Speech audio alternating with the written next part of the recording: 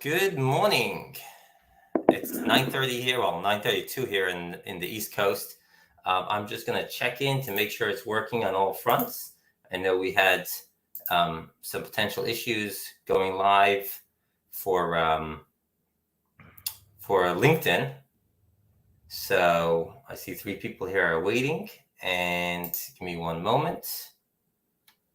Okay, LinkedIn may be having an issue, so I'm going to give them a link for what's it called, for the YouTube. So 1 second here. LinkedIn connection issue. Use YouTube.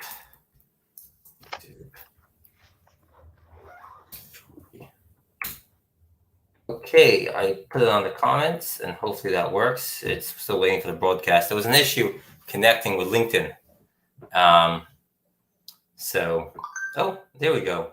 LinkedIn actually went live as well. It connected. Okay, beautiful. We are live. David, welcome aboard.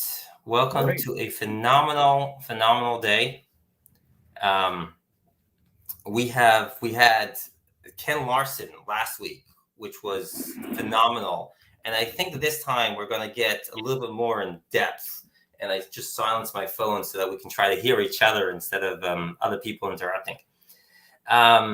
So as many of you don't know, and some of you do know, David Sweet is a phenomenal guy, mitigation consultant. I'm working with David on a claim now. And the knowledge that I get is unbelievable. And I think this is going to take last episodes to another level to really understand and dig deep. We had Ken Larson on 2 weeks ago, and he wrote the book, he authored the book, Leadership and Restoration Drawing. Phenomenal book, solid with contents that really understands. And a lot of these things, and David, I'm assuming, I understand the same thing with you, is a lot of what we're doing and a lot of what's been done, different than what's been done in the past, is a lot of people look at things, and I see, David, you have a book. A lot of people look at things and really, a lot of people look at things and really look at things and give them based on their opinions. And I don't think anything is really based on opinions. It's really about understanding the science behind that. I had a claim this week where my cousin in Carolinas called me, and it's not my claim, but I said he had somebody doing the mitigation, right? And we know this happens all the time. They went ahead, they did the mitigation, and then they said, "We're done. It's the 3-day trying period. We're done." And Victor from Rainbow, over there in I believe it's I'll look it up afterwards, in Carolinas, in Modesto, I believe it is, in Carolinas. I called another company, and I went around in circles. And I asked the questions, and I went through 4 different people, and they didn't understand. I started talking about the mitigation, how do you test, and they were confused. I even pointed out the 3.5-inch screws, the hammer, hammer moisture meter. They have no clue what I'm talking about. We use a moisture meter. We put it on, on the surface. It doesn't dig in. And when I called Victor, and right away he knew what I was talking about, and it's like, great. They went back and they found additional moisture. They're like, 100%. There's solid moisture here. We have to open up more walls. So they're in the process now of putting in some stabilization equipment, giving the insurance, a day or 2 to do an inspection if they want to, and then they'll be in to actually start cleaning out. And it's like, this is what has to be done. And my cousin, I'm like, I'm not your public adjuster in California, but this is what I would do. And he's like, well, I'm not signing anything without knowing what you would do. So it really changes the dynamics. So today I really want to review, I really want to go over what it is that, first of all, I want to know a little bit of history about, how you kind of started in this industry. And then I want to go over a few things. I want to go over really understanding identifying the loss, what's potentially could be damaged, and how do we actually go ahead and clean it. And we can go into different dynamics, but I believe this is the strongest direction, which is, which many people call you for. And for those that don't know, David over here is a mitigation consultant. He really gets called in by companies who've been in the business for 20, 30 years, and at the end of the day still need somebody who knows the details, can be detail oriented, and really go dig into the system and really understands how to document things to present it to an insurance company. And so many people forget the main concept when it comes to insurance claims. It's all about documentation. It's what will I do if I come to court? Will I come to a winning position? And a lot of times I have to walk away from claims because of lack of documents, right? And it's just a factor. There we go. Mid consulting training. I mean, it's simple. It's look at it. Knowledge. If you didn't document it, never happened. The first thing my dad taught me as an adjuster. If you don't document it, it never happened. David, your volume is a little bit on the low side. Really? So I'm never accused of that.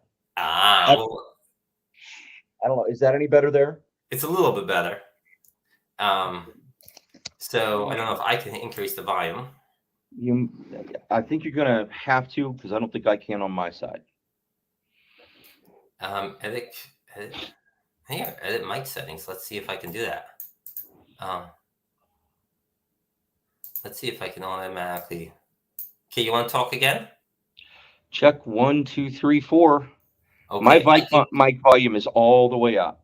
I increased the volume on my end for you all the way up as well. Go for it. So, David, I want to know a little bit about your history. How did you get started?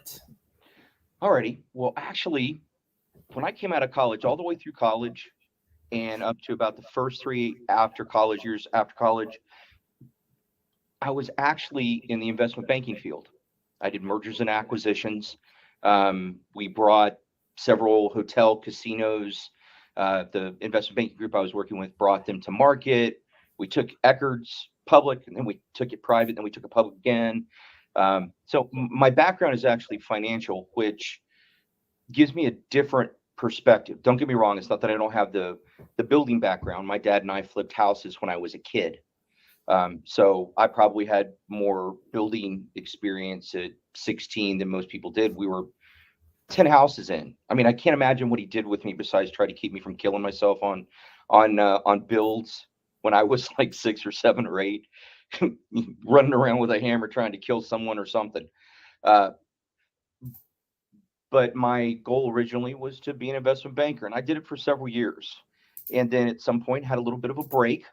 They moved us around and constituted and broke something up. And at the end of the day, I found myself without a job for a little period of time. And my dad suckered me into the industry. He's like, David, can I get you to come and measure a house for me? Hey, David, can I get you to come and scope for me? Hey, David, can I get you to write a little piece of software for me so I can make this work better? I don't know if any of you are old enough to remember a Sony Mavica, but I actually made it to where on a 3.5-inch floppy disk, you could take digital pictures, set up my truck. They thought I was a Fed. I had a laptop. I had a radio broadcasting back for cellular. I had internet in my car in 1993. And they would pull me over every once in a while and wondered, they thought I was a Fed and why I hadn't registered in their jurisdiction. So I worked on making the systems and processes better. Did that for 4 or 5 years and saw the need firsthand as an adjuster. I went from adjuster up to a general adjuster, had great big thick draft authority and checkbooks. I think I was one of the last people that actually did that. And came to the point where the way I wanted to adjust a claim, which was neutrally, independently, without any bias, without playing any games. Nobody told me as an independent adjuster how to do anything besides, here's the contract, execute it and give us your professional opinion. And in the late 90s, that really started to change and they started to press. And at some point, the way I wanted to work became very inconsistent with the way they wanted to employ me. And about that time, I'm thinking to myself, I see really well-intentioned people providing $1,500 drying projects, and I see companies coming in and charging 40 grand and still leaving it wet, but they were very professional in appearance. And I'm like, there's a market here for this. I got tired of seeing mold in everybody's house. Uh, so I started my first business in 1999 as a contractor. So I'm a licensed general contractor in Florida. I have an unlimited build, so I can, if I wanted to build a 200-story building, I could do it. I have no desire to do that. But over time, what happened is I got into the industry, and it's changed a lot in the last 20, 30 years. It used to be we sent our estimates in, an adjuster came out, walked the job with us, said, well, why did you do that? Well, we did that because of this and this. Why did you do that? Well, because of this and this. And they said, gosh, that's a lot of money, but it seems right. Okay. And in went the draft request, and out came a check. Well, you and I both know that that's nothing close to the environment that exists today. It's like trying to pry a check out of cold, dead hands, locked up with the reason they say that, you can pry it out of my cold, dead hands is when rigor mortis sets in, you can't get them to do anything. They're completely inflexible. So over the last probably 10 years, inside of my own organization, I started building systems and processes for documentation. Getting the structure dry is almost ancillary now. Don't get me wrong, it's absolutely important that you're functionally, technically competent. But if you can't document what you did, and more importantly, the why, I did this today because of that. Now, I could have done that, but I thought this was better. That documentation that lets people know that you are the professional, you've considered all the different things that could have been done, and yet chose to do this specific one. And it's the one thing that is almost guaranteed, if you don't do it, to wind you up in some form of litigation. Because the carrier, and get ready for your little Instagram moment. If you don't put a fact where facts should go, the carriers will insert their opinion there instead. And what you're going to end up having is you're going to end up having an opinion war, and no one wins an opinion war. However, facts, they're stubborn, stubborn things. They're super hard to get rid of. In fact, I think somebody had a little saying that facts are a stubborn thing. And I used to have a coffee cup that said that, but I broke it going back and forth between trades. So I got into the business because my dad suckered me in. And after writing software for him and writing around and then him, I should have known I was in deep trouble when he looked at me and he said, "Hey, David, would you mind looking over these policies for me and seeing if there's coverage?" Now, my dad was a claims manager and senior VP for like 30 years for Indiana Insurance Company. I can promise you he needed this much of my help doing that. But you're in your late 20s and you're ignorant and you're arrogant and you just don't have the self-perspective or awareness to know it. I should have known. And before I knew it, I had a job. And oddly enough, a job turned into a career, which turned into a passion. And that's my passion. If you're a Simon Sinek fan, I don't know if you are or aren't, but Yes. his stuff was start with why. Yes. My why is because everybody's owed, or everyone should have, a safe, healthy home. Nice, nice. And I think it comes down to, from what I'm hearing from you, and I don't know if I don't know if you guys hear me clearly. I think you do. Mm-hmm. I think at the end of the day, it comes down to that there are so many people that go out there and their house is just not dry at the end of the day. And it really changes the dynamics, because here they thought they were doing the thing right, and they're set up to get the job done right. And the mitigation company leaves and the job's not done right. But also we have to remember it's all about documentation. So if the documents is not set up properly, and therefore and the testing is not done properly, then yes, it's going to be an issue. It's not done. If it's not in writing and it's not fact, because you just didn't document it properly. And Well, it the really changes. documentation, it pushes both ways. Right. I have a project right now that was billed at 1.1 million that was part of a Texas storm. Had the contractor dotted his I's, crossed his T's, and captured all the data that he could have and probably should have, the bill would have been about 1.7 million. The TPC, or third-party consultant that's currently on the project, can't recommend more than $200,000 on the project. Even though they acknowledge the work has been done, they acknowledge the work has been done properly. Their whole complaint, and this is for you that are in the industry, their whole complaint now, and this is the emerging trend, is I'm not going to argue with you about whether you do it right or wrong up front. All I'm going to do is, and I'm looking to see if I have it. I'm going to take this thing, and I'm going to. I don't know if you guys can see it. This is my standard of care. And by Standard the for way, professional I, water. I'd like for you to see the way my standard of care. It's tabbed. It's cross referenced. It has sections. This one's brand new, so it doesn't have the coffee stain on it. Every once in a while, at some point, mine always has a coffee stain, and I think it's one of those things that says, "Hey, I live with this document." It isn't something I know or reference in passing. It's something that's a part of everything I do. But that standard of care, they'll take and they'll wave that at you, quote the section that says you as a restorer should, which is triggering language in the standard, do this or this or this or this. And had you just done your job the way the standard says, because, well, hey, you as a company said you were supposed to follow the standard and you would follow the standard. So you delivered a job and you didn't execute the standard, and yet you'd like to be paid for that. So the argument now becomes one of administration. There's a broad problem with structures being left wet. I've tried thousands and thousands and thousands of structures with remote monitoring, so I know exactly what they look like in 5-minute increments. There's no structure dry in 3 days that was ever really wet, unless it's concrete and galvanized, and the typically the drywall's cut up and it just never got it wet. So, super, super basic. And then the concrete's still wet. The gypsum is still wet. Right. What I'm hearing from you, I mean, this is really the factor, is that when something gets wet and the 3-day drying process is used, you're drying the surface, and that's about all.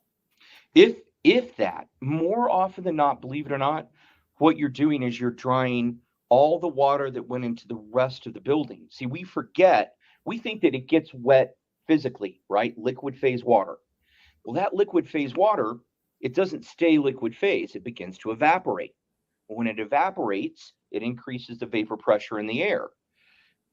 It's not like it knows that it has to stay in the room that it started in. You can't leave the door. No, no, no, no. You must stay in the room you originated in. And the reality is the entire structure is affected by that additional moisture. Everything else in the structure that's hygroscopic or can absorb water, that's what hygroscopic means.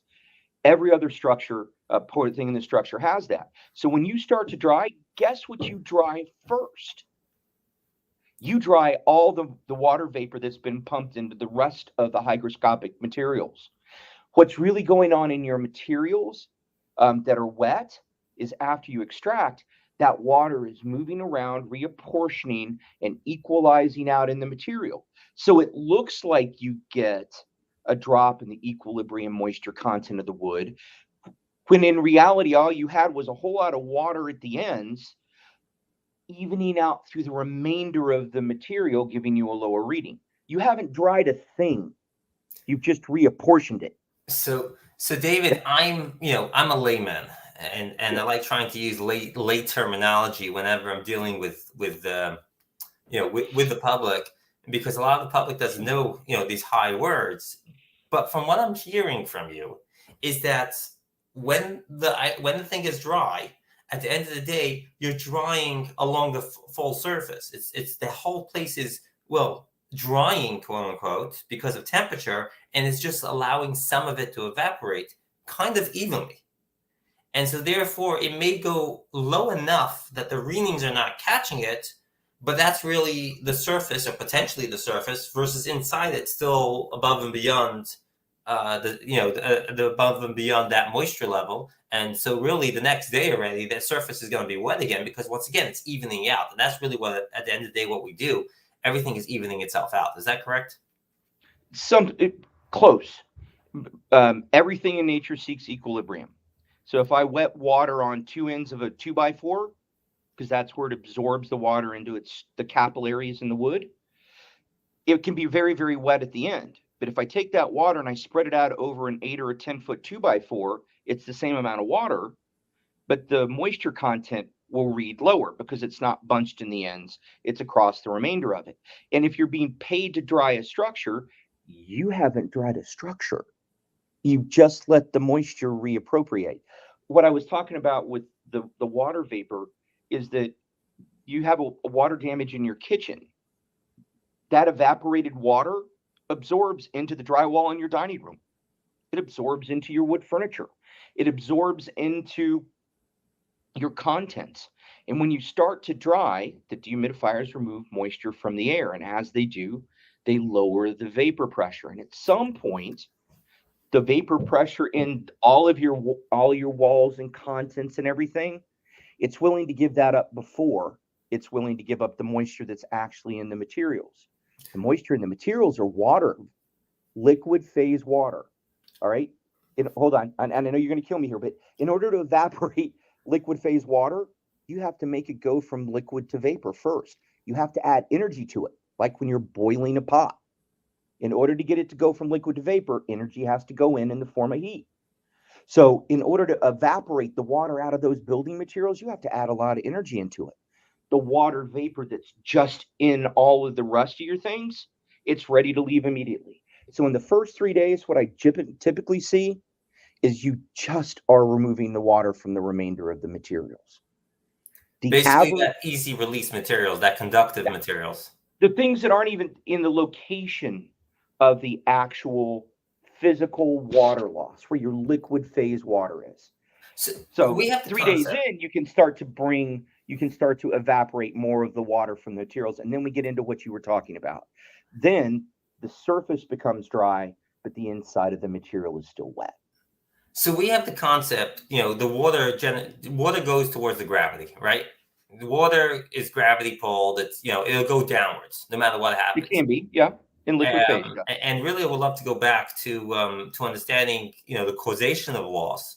But before we go there, you've basically explained that here it is that we have the water that evaporates, and at the end of the day, it's evaporating based on its easiest mode. So if you're drying out the air from room A, automatically room B is touching room A, and it's like 1 second, it's drier in room A, so therefore I'm going to evaporate into room A as we evaporate. So Yeah. as we're evaporating, the loss is in group A, but the reality is the vapor from the loss went throughout the house. So now Yep. that we're drying out room A, the rest of the house is going to its easiest spot. The momentum goes to its easiest location. The water goes down towards gravity. In the same case, over here, the water evaporates to its easiest direction, which in this case is back to room A as it's evaporating. So we're kind of drying out the rest of the house instead of First, actually drying out the materials. you're drying it out first. Now, that's why a lot of times they'll put up containment barriers. All right. But if you put up a containment barrier and you put an air scrubber in it and negatively pressurize it, let's say you have a category 3 loss, which means you have contaminants, kind of biological contaminants as part of it. And I'm trying to keep this very, very basic. So, Ken Larson, if you're listening to me, don't call me up and harass me for the technical part of this. I could be all techie, but I don't think that's what Mr. Penny wants today. Uh, Once you've actually done that, it's a whole lot easier for the materials that are on the inside. If it's a closed environment, you will just process that air that's on the inside, and that air will just touch the materials that are on the inside. If you happen to have a category 3 and you're exhausting the air to the rest of the structure, it's pulling back air from someplace else, because vacuum, basically, if you pull air out, it's going to come back in at some point or become an absolute vacuum. And it doesn't become an absolute vacuum. It pulls air in from all the rest of the house. Well, guess what? You're no longer dehumidifying that 10 by 10 foot by 10 foot tall room. You're dehumidifying the entire air mass in the house. And this is one of the huge mistakes that restorers make, is they'll do the dehumidifier initial calculation for that 10 by 10 by 10 room, which is 1,000 cubic feet. They'll forget that they have a whole rest of the house that they're still exchanging air with, and they need to add a whole lot more dehumidification, but they Right. don't. And that's a ignorance point, even though it's taught. Most people still in practice don't understand it. And that water that came out of your kitchen is in the living room, in the dining room, in the bedroom, in those materials. But because it's still vapor, it's really easy to evaporate. So when you start evaporating water out of the air, it's really wetty, really willing to be absorbed back up again. Once it hits a normal environment, then you start drying the materials that you're actually in, or you can create containment barriers around it. Um, People just don't understand the science of it. The problem is that we're viewed as a blue collar industry because we do work in dirty environments. But physics and science actually govern what we do. There's a standard. If you don't understand the second law of thermodynamics, you don't know how to dry a structure. You'll never do it. You might get lucky. You can take a prescriptive method. I put this many dehumidifiers and this many air movers and it works. But guess what? When the time comes and you have to explain why you did it, I can almost guarantee you won't get paid. And chances are you might get sued. What happens when I'm on the other side of this? I do work for carriers and for contractors both. And I see a consistent lack of understanding of what they did. They just dropped equipment without any reason whatsoever. Sometimes they get an okay outcome. And you know what? Sometimes they don't. And when they don't, those are the jobs I end up on. And they turn into great, big, huge, monstrous jobs that if people would have just gotten the basics down, we would have never gotten there. Most people don't. And send the hate mail to Penny when this happens. But most insurance claims restoration companies, they don't know how to find all the moisture in a building. They don't know how to moisture map it. They don't know the difference in what the different modes on their meters mean, which means they cannot possibly develop a proper drying strategy, nor can they know when they've actually done their work. David, let's go back to the start of a claim. When a claim starts, and I know it can happen from a variety of reasons. It can happen from water coming in from the roof. It can happen from water coming from the ground. It can happen from water, it can happen from the back of the sewers. It can happen from sub pump backup. It can happen from windroom and rain in the window. And then internally it can happen from an overflow, from a burst pipe, from, let's say the hot water tank burst, right? And the water is now flowing in the basement, right? And it's just flowing out. The floor is concrete. The house is finished. The basement is finished, and it's just pouring out, right? Mm-hmm. And then it even pours outside the side of the house because you're on a grade. You're on a grade. You have a second floor. Let's say the second floor you're telling me is also damaged because at the end of the day, that moisture. I mean, day one, that second floor may not be damaged, but day two or day three, and it's really starting at day one right away because that's water is starting to evaporate. But as we move forward, we're saying that evaporation, and this is the reality. Once again, we're talking about science. We're taking the equation of opinion out of the story over here, and we're trying to focus on science, which is really what a lot of people forget. And based on science, based on these facts, that water is evaporating throughout the house. We finally get out, we step on the floor, and our socks are all wet. And we realize, what happened here? And we get that water shut off. Well, now that water has flown throughout that ground level. Right. And the evaporation of it, the water started evaporating into the ear of the rest of the house as well. And what I'm hearing from you is day one, when we come in, and yes, we even put in containment. But as we put in containment, what that containment really is doing is preventing additional water to some extent, to the amount that it's really sealed and actually evaporation free over there. We're preventing that containment. That containment is really to prevent the rest of the area to get further contaminated, the further moisture from that area. And now putting in, whether it's stabilization or the machinery to actually do the drying, it's going to first pull the ear from the rest of the house and therefore level everything else from the rest of the house to pull the moisture from the rest of the house. So it's going to start pulling the moisture from the area that's contained. And while it's doing that, now the path of least resistance for the moisture in the rest of the house is the area that's in the containment, and therefore the moisture in the rest of the house is starting to seep back into the containment area. And therefore, the humidity of day one, the dehumidification of day one may be dehumidifiing the area of the containment, but literally from the second that it's done, well, now it's easier. It's a path of least resistance to the rest of the house, and therefore that seepage is coming straight into that containment area for the next 2-3 days. So yes, it may be drying the surface of everything around it, but for the most part, it's really pulling the moisture from the rest of the house. Is that correct? It's close. We continue to narrow in on it. So I'm gonna get all propeller headed on you for just a second. The law of thermodynamics, the second one, says that moisture goes from high vapor, or vapor pressure goes from high vapor pressure to low vapor pressure. So imagine a house that is this level of vapor pressure, right? It's even. You introduce water into it, okay? So this is the rest of the house, and this is the area where the water is introduced, okay? When you introduce that water, at some point it begins to evaporate. So the vapor pressure goes up. Now, the rest of the house, the building materials and all the contents, they still have less vapor pressure than the vapor pressure that's now in the area where the water is, right? Right. And the second law of thermodynamics says vapor pressure goes from areas of higher vapor pressure to areas of lower vapor pressure, okay? So the water from here begins to wander over until they come to equilibrium again.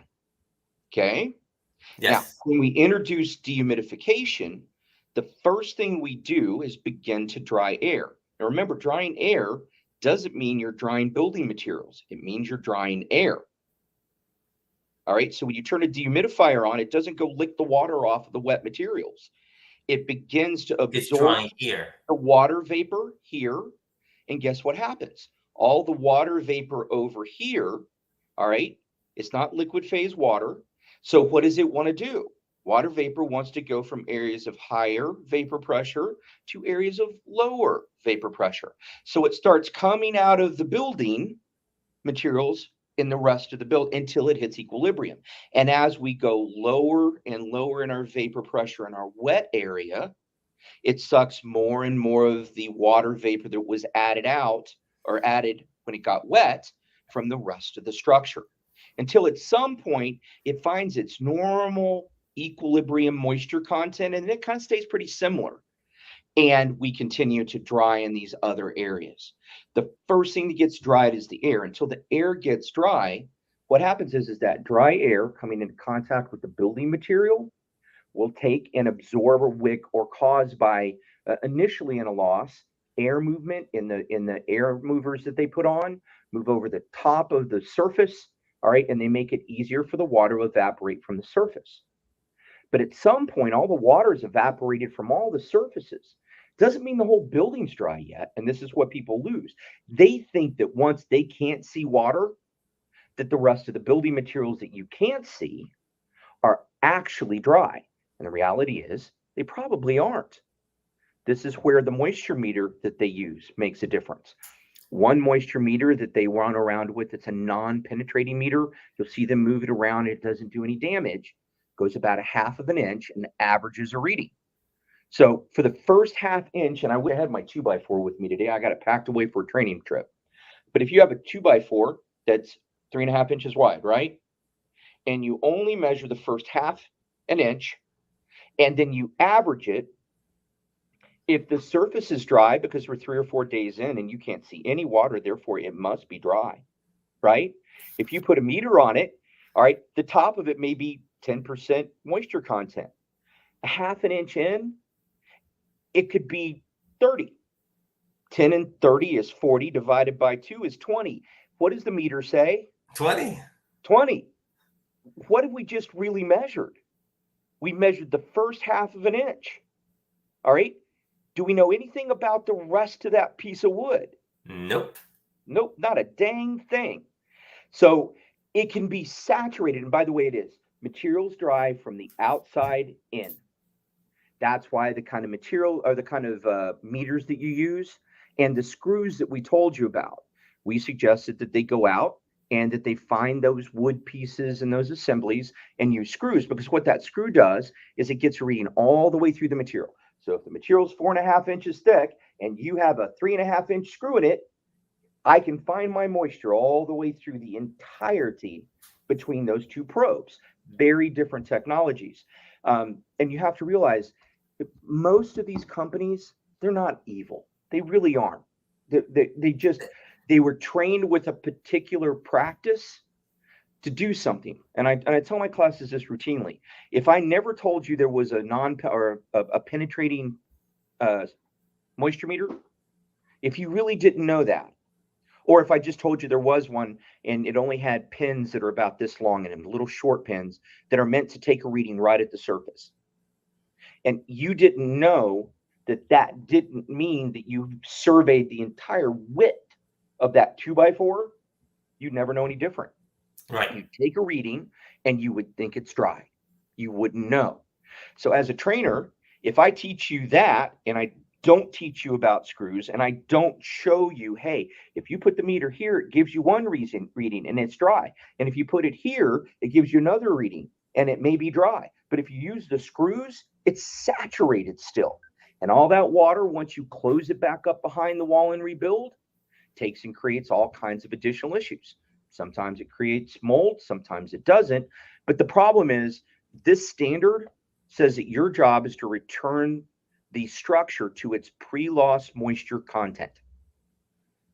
Which means internally in the center of it goes back to what Ken Larson always says when he's on the phone with me. Well, that's your understanding of policy based on pre-loss condition, which is that's pre-loss condition, and I tell people all the time it's what is pre-loss condition, and I argue it very often.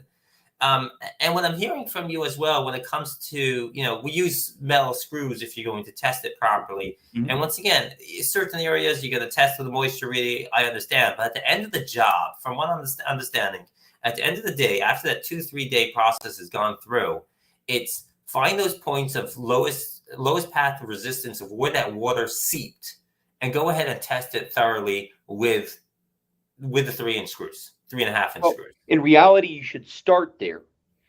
You should be doing a full assessment in the building.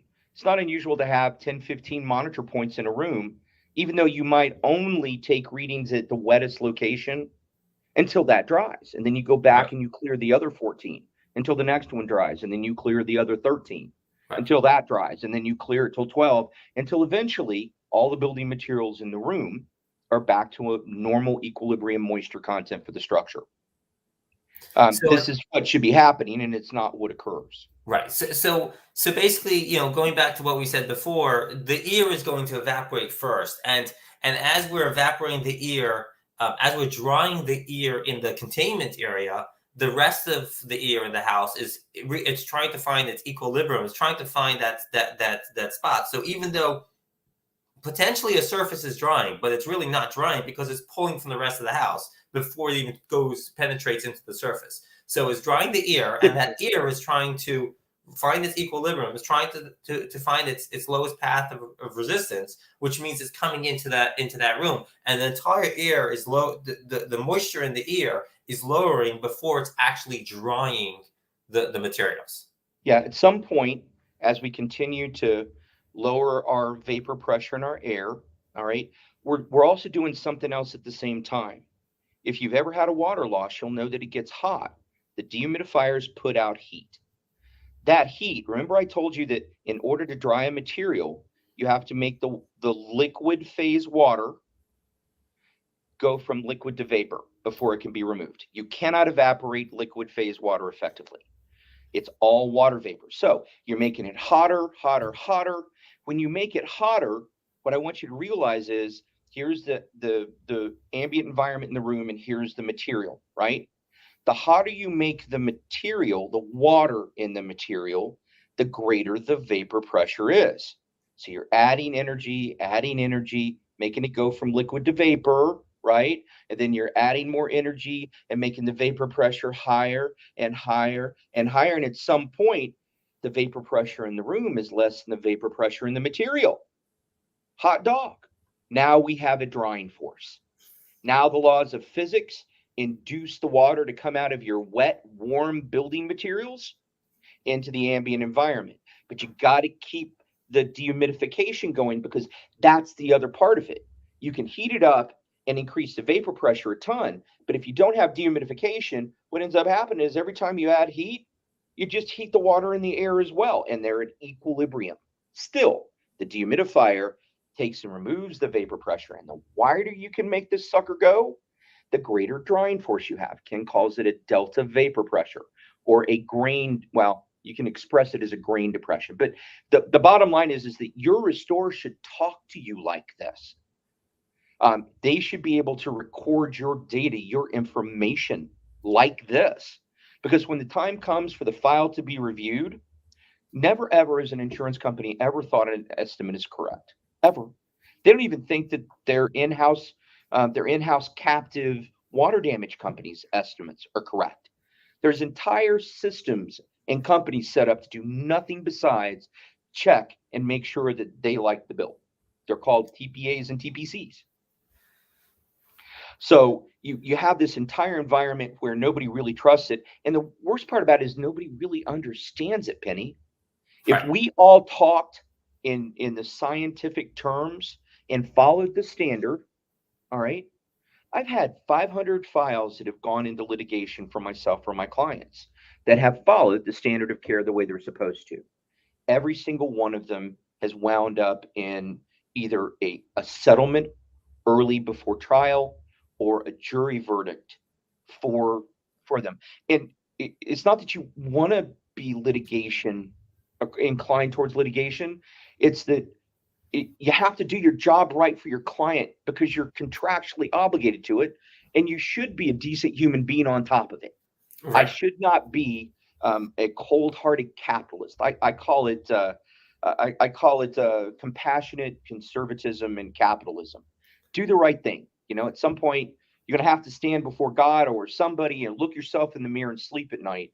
For God's sakes, do the right thing for folks. But you can't do that if nobody's actually trained, if you don't talk the same vocabulary, if you don't collect the same information, if you don't operate off the same set of rules. All right. If everybody isn't committed to the standard and doesn't understand the science behind it, then what we have is a bunch of people constantly bickering at each other because they have their opinion and they have their opinion. And you know what? If the contractor had put facts down on paper, there'd be a whole lot less opinion to have. So let's going back to the start of a claim, and we talk about this house. Let's say that the water the water tank bursts and the water's all over the place. The first job, from my understanding, is come in, find out where that water is seeping through and where the water is soaking, and start putting machinery. We had on our job we had spoken about stabilization. Let's just think about stabilization for a moment. Or even let's take a step back and think about testing. What's the first way of testing that day one that should happen? All right, so technically the first thing that should happen, and this is a federal regulation, is you're supposed to do a site safety assessment, because your first obligation as a contractor is to protect your worker and occupant, which means until you know the materials that are there, until you know if there's contaminants present, you can't do a diddle. Now, can I tell you that the entire industry all but ignores this? They wander in for pressure from the carrier and concern for the client, and they want to extract water, right? Well, if you extract water, this amazing things happen. If you suck water up using vacuum, it tends to take and make an aerosol or water vapor out of that water you just disturbed.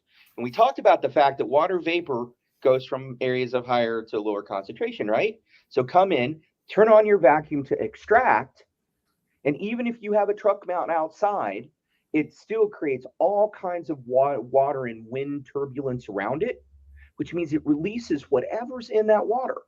Well, what happens if there's something contaminated in that water?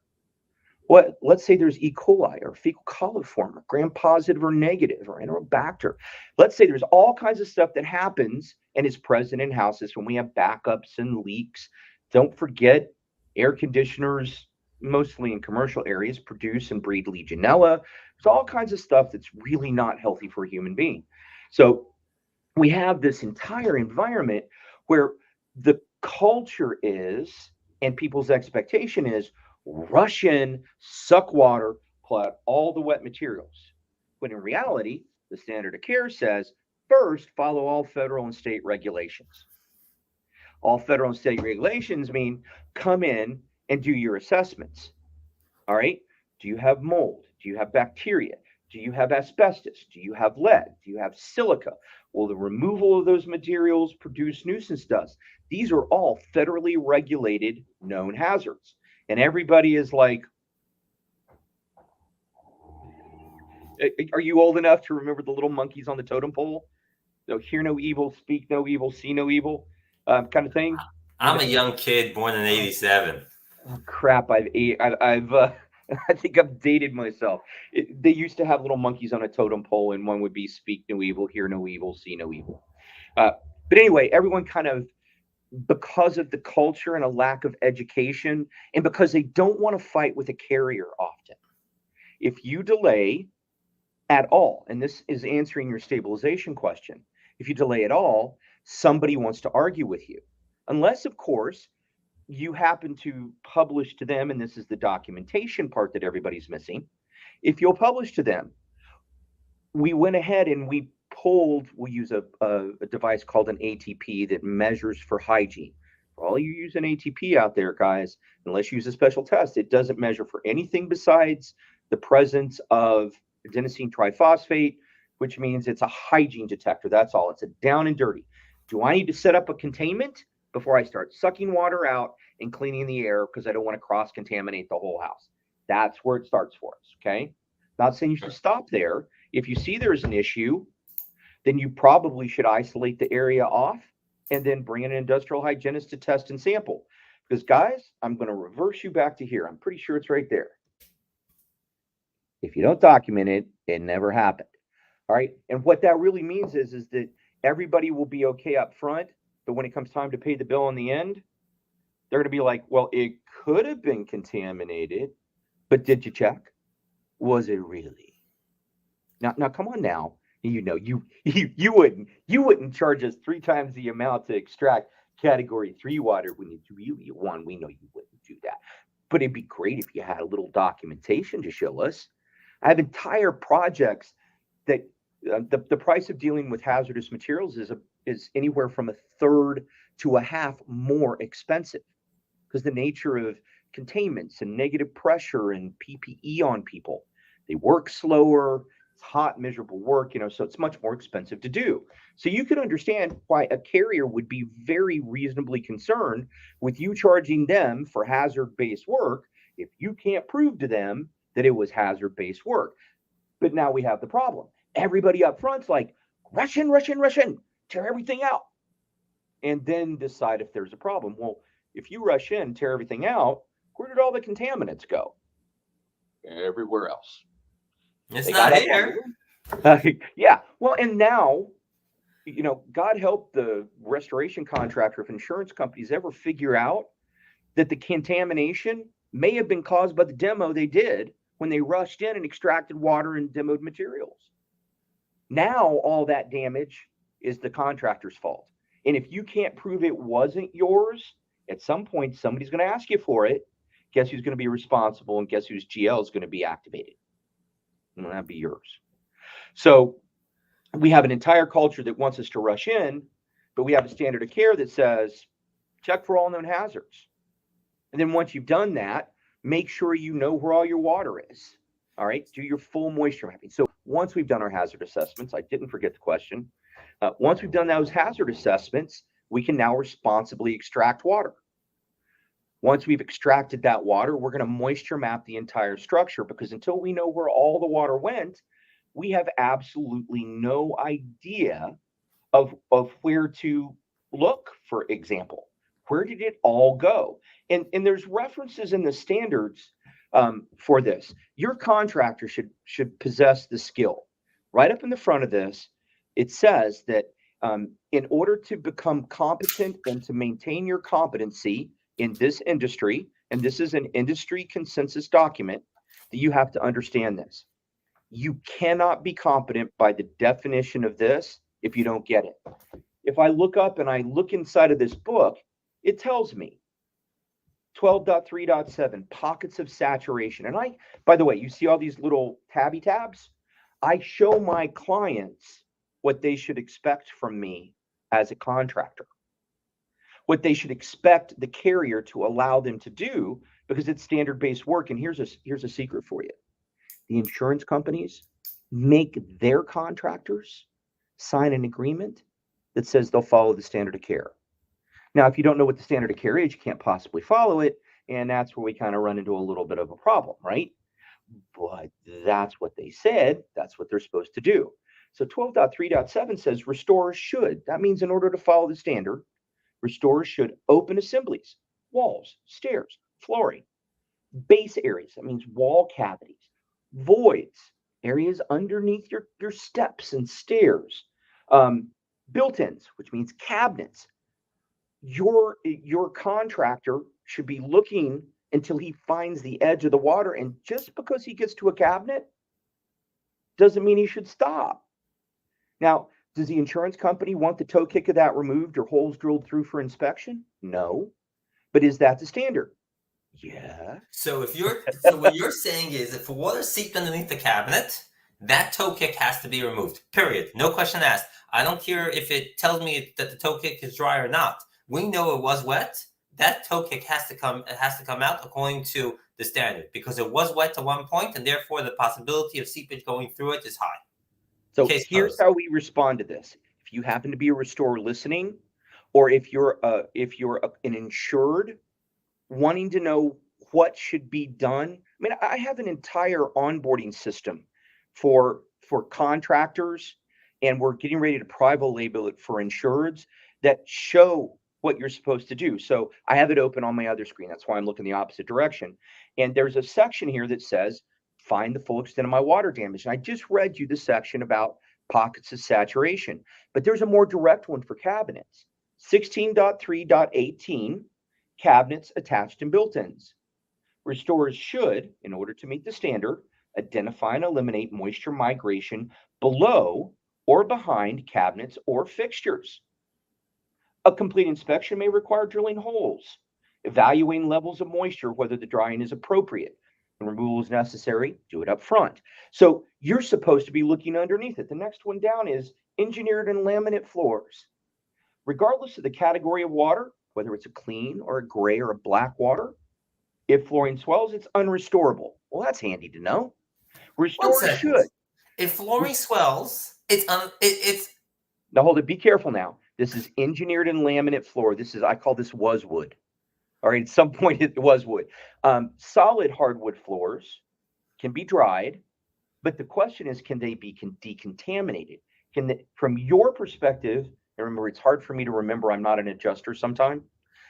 From an adjuster's perspective, from a policy perspective, can you give somebody back pre-loss?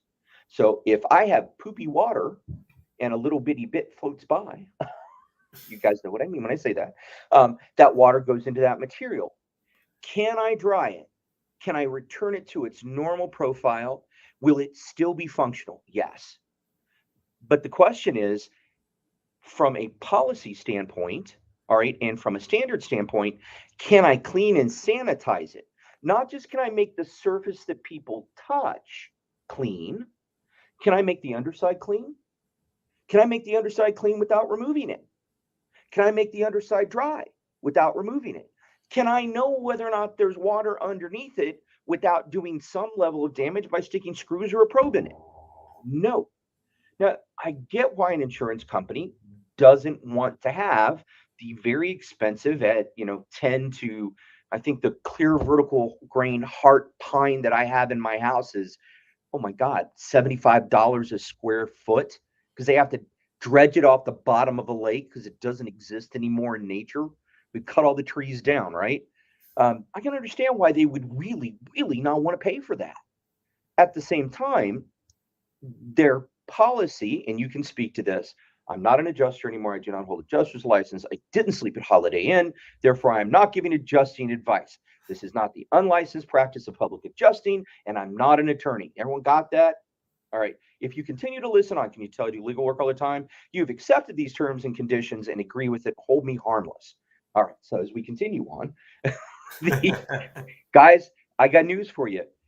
Water damage restoration, while it is involved around cleaning up and drying properties and doing mold remediation and that kind of stuff, it's really liability mitigation from an insurance company's perspective. They don't understand what you do. I don't care what they tell you. They're not technical experts, and they're not allowed from the policy to be a technical expert. They exist to pay the bill. You bought a policy in advance. You paid, prepaid for your policy. You've had a loss that's covered in the policy. Their job is to pay the loss. Now, should it be reasonable? Yes. But in reality, do they have the background or technical competence to know what you should or shouldn't do? No. That's why you see TPAs and TPCs, third-party administrators, preferred vendors, third-party consultants trying to come in after the fact, typically, and argue about what you should or shouldn't have done. And at that point, the only thing that you have is, if you didn't document it, it never happened. That's right. And if you didn't follow this, then you don't know to document. There you go. If you don't follow this, someone will park their opinion where your facts should have gone. All right. And you cannot let them do that, because work done properly, as you might imagine, is more expensive than cheaper work.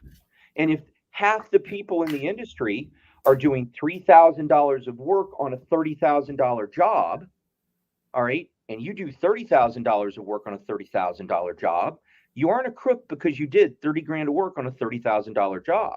But if you don't have your I's dotted, T's crossed, your sampling done, your daily reports, your daily moisture mapping, your clearance sampling, all the stuff that this says you're supposed to do, all right, someone's going to suggest you of doing $30,000 of work on a $3,000 job, and you're going to be helpless. And this is the fight that we're dealing with all the time.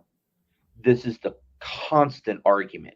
There's an entire industry that takes that, and because contractors don't know they should do it, and insurance definitely don't know they should do it, the lack of that documentation makes it very easy to make it look like somebody did 30 grand of work on a $3,000 job. All the rest of that documentation that the insurance company swears it won't pay for, if you're an insured, demand it. Call me. Call Penny. All right. They are required to allow you to do a whole bunch of stuff. They're not allowed to not let you sample and things like that. You need to be educated. You need to know what it is that you should demand. This is what public adjusters do. I think you should crack open the file. I have an entire onboarding system that tells you vinyl floors. You have water comes over your vinyl floor. Does your contractor look under your vinyl floor? He should. Restorers should inspect to determine if water is migrated under finished floor materials. 16.3.9.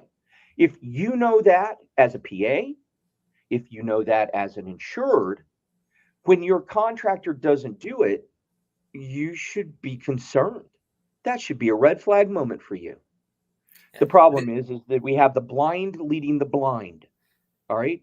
The insured doesn't know, and the contractor doesn't know. Therefore, substandard work gets done all the time. And by substandard, I want you to understand it. This isn't a pejorative term. This isn't me saying you suck because you didn't do what you're supposed to do, although you may suck if you didn't do what you were supposed to do. But the idea here is they have done substandard, as in below the requirement of the standard, substandard. So they've done substandard work. And again, guys, I got to let you know, I know tons of companies that have the best of intentions, and they just get tired of fighting with insurance companies, and whatever the insurance company wants them to do is what they do, which is why you hire a public adjuster or you hire somebody outside of their preferred vendor system. And then you need to be realistic. At the end of the day, there's going to be, I'm not going to call it a fight. I will call it extended animated discussions. and there will be many of them over a period of time. David, Arguing with the insurance company, oh my, it can take a while. You can, however, win. We have never, ever not prevailed to do the right thing for our client. It has, however, taken an incredibly inappropriate amount of time to do so. And it wasn't our issue, it was theirs. David, I'm by the way, when you're relaxed, you're actually better situated for the mic. I love how you brought in the disclaimers. And it's like, it reminds me of the time I was on the Zoom with you guys, with you, Mike McGinnis, and Ken Larson. And I think Norris was on the call, and we're having a conversation, and you guys mentioned, I asked you, what about, I would love to join the convention. And you told me about having the, 3 letters after your name. And I'm like, that's, my disclaimer. I don't have those 3 letters and I don't want them. That's why I bring you guys in. So yeah, I'm a licensed public adjuster, but once again, I got my information, I've got my knowledge. And then when it comes down to certain things like creating the data, putting together the data properly, well, that's why I hire the right teams. And it's all about putting the right information together. And our conversation over here comes back to my cousin in Modesto, where we had a mitigation company come in. They did the work, and I'm looking at the pictures, and my cousin's telling me what happened, and I'm like, this is the 3-day drying. That's just not dry. And here we had Victor from Rainbow in Modesto coming out, and it's a whole different ball game. And he wasn't the first call I made, but he was the first one that in the conversation with him, he understood what I was talking about, and they didn't question. I notified the first insurance company, and they may not be liable per se because we have another company in there right away taking care of it. They just didn't do the job properly, but we have another company out there doing the job now, within a reasonable time frame to some extent. But do you think there's no problem until there's category 3, and now don't know who it belongs to? The damage that comes from the structure. If the first contractor got there, moisture mapped and sampled, all right, and when he finished, moisture mapped to ensure his drying goals and dry standard have been met, all right, and sampled his way out. It's a normal fungal ecology, a normal bacterial ecology. It's clean. There's no asbestos. There's no lead. There's no safety risk to anybody. If they would have done that, then the contractor that would have followed him would probably have not been necessary. But if they would have, and something happened after they let go care, custody, and control, then guess what? The first contractor is now, he's blameless. All right. But since he didn't do that, chances are he's going to go out at some point. They're going to sample. When they're going to sample, they're going to find some issue, because structures that aren't dry completely create issues. Water left behind doesn't. 24 to 48 hours is all it takes for my microbial stuff to start to grow. And guys, bacterial stuff is like 3 hours. Everybody's worried about the mold. Don't worry about the mold. Be concerned about the bacteria. The bacteria is actually more dangerous. So at the end of the day, people not documenting what they're doing, now there will be a discussion about who's responsible for the actual mold. Was it the second contractor, or was it the first contractor? Or, by the way, was it the insured? Don't think that an insurance company won't flip back around on the client and say, well, you delayed in getting someone out here. You interfered with this. You turned a piece of equipment off, and now we have everybody at war. Everybody blaming everybody else. Yep. And that's all these things. All you have to do is create chaos. That's it. You know what fixes chaos? Facts. Facts fix chaos. Yeah. I love it. I love it when I'm being asked questions, and it's like, I was asked a question the other day, and the adjuster was telling me, the insurance adjuster was telling me, well, put it into paper. I said, that's what I did. I guess you didn't read the email. He just saw, what I sent him, but he didn't read the document. And I took it a step further, where I didn't just send him in an email. I sent him an actual letter, because I'm like, I'm responding to your email, which puts a question on this. So therefore, I'm not going to just respond. I'm going to put it in a letter format. And he just didn't read the letter, which is, it's what happens consistently, but it's part of the fun. And once again, I don't put blame on insurance companies, insurance adjusters as a whole, a lot of them do their best to do the job right. A lot of them also don't know. And a lot of public adjusters, a lot of adjusters in general, a lot of every industry, we have a lot of people that just don't know, and that's what it comes down to. A lot of it is just unknown. But it's still just as damaged, and people are still just as sick. I mean, you can suspend your moral outrage and indignation for it, but whether you meant to run into somebody or not, there's still property damage. Yes, You and may the big never have challenge. intended it, and you're still responsible.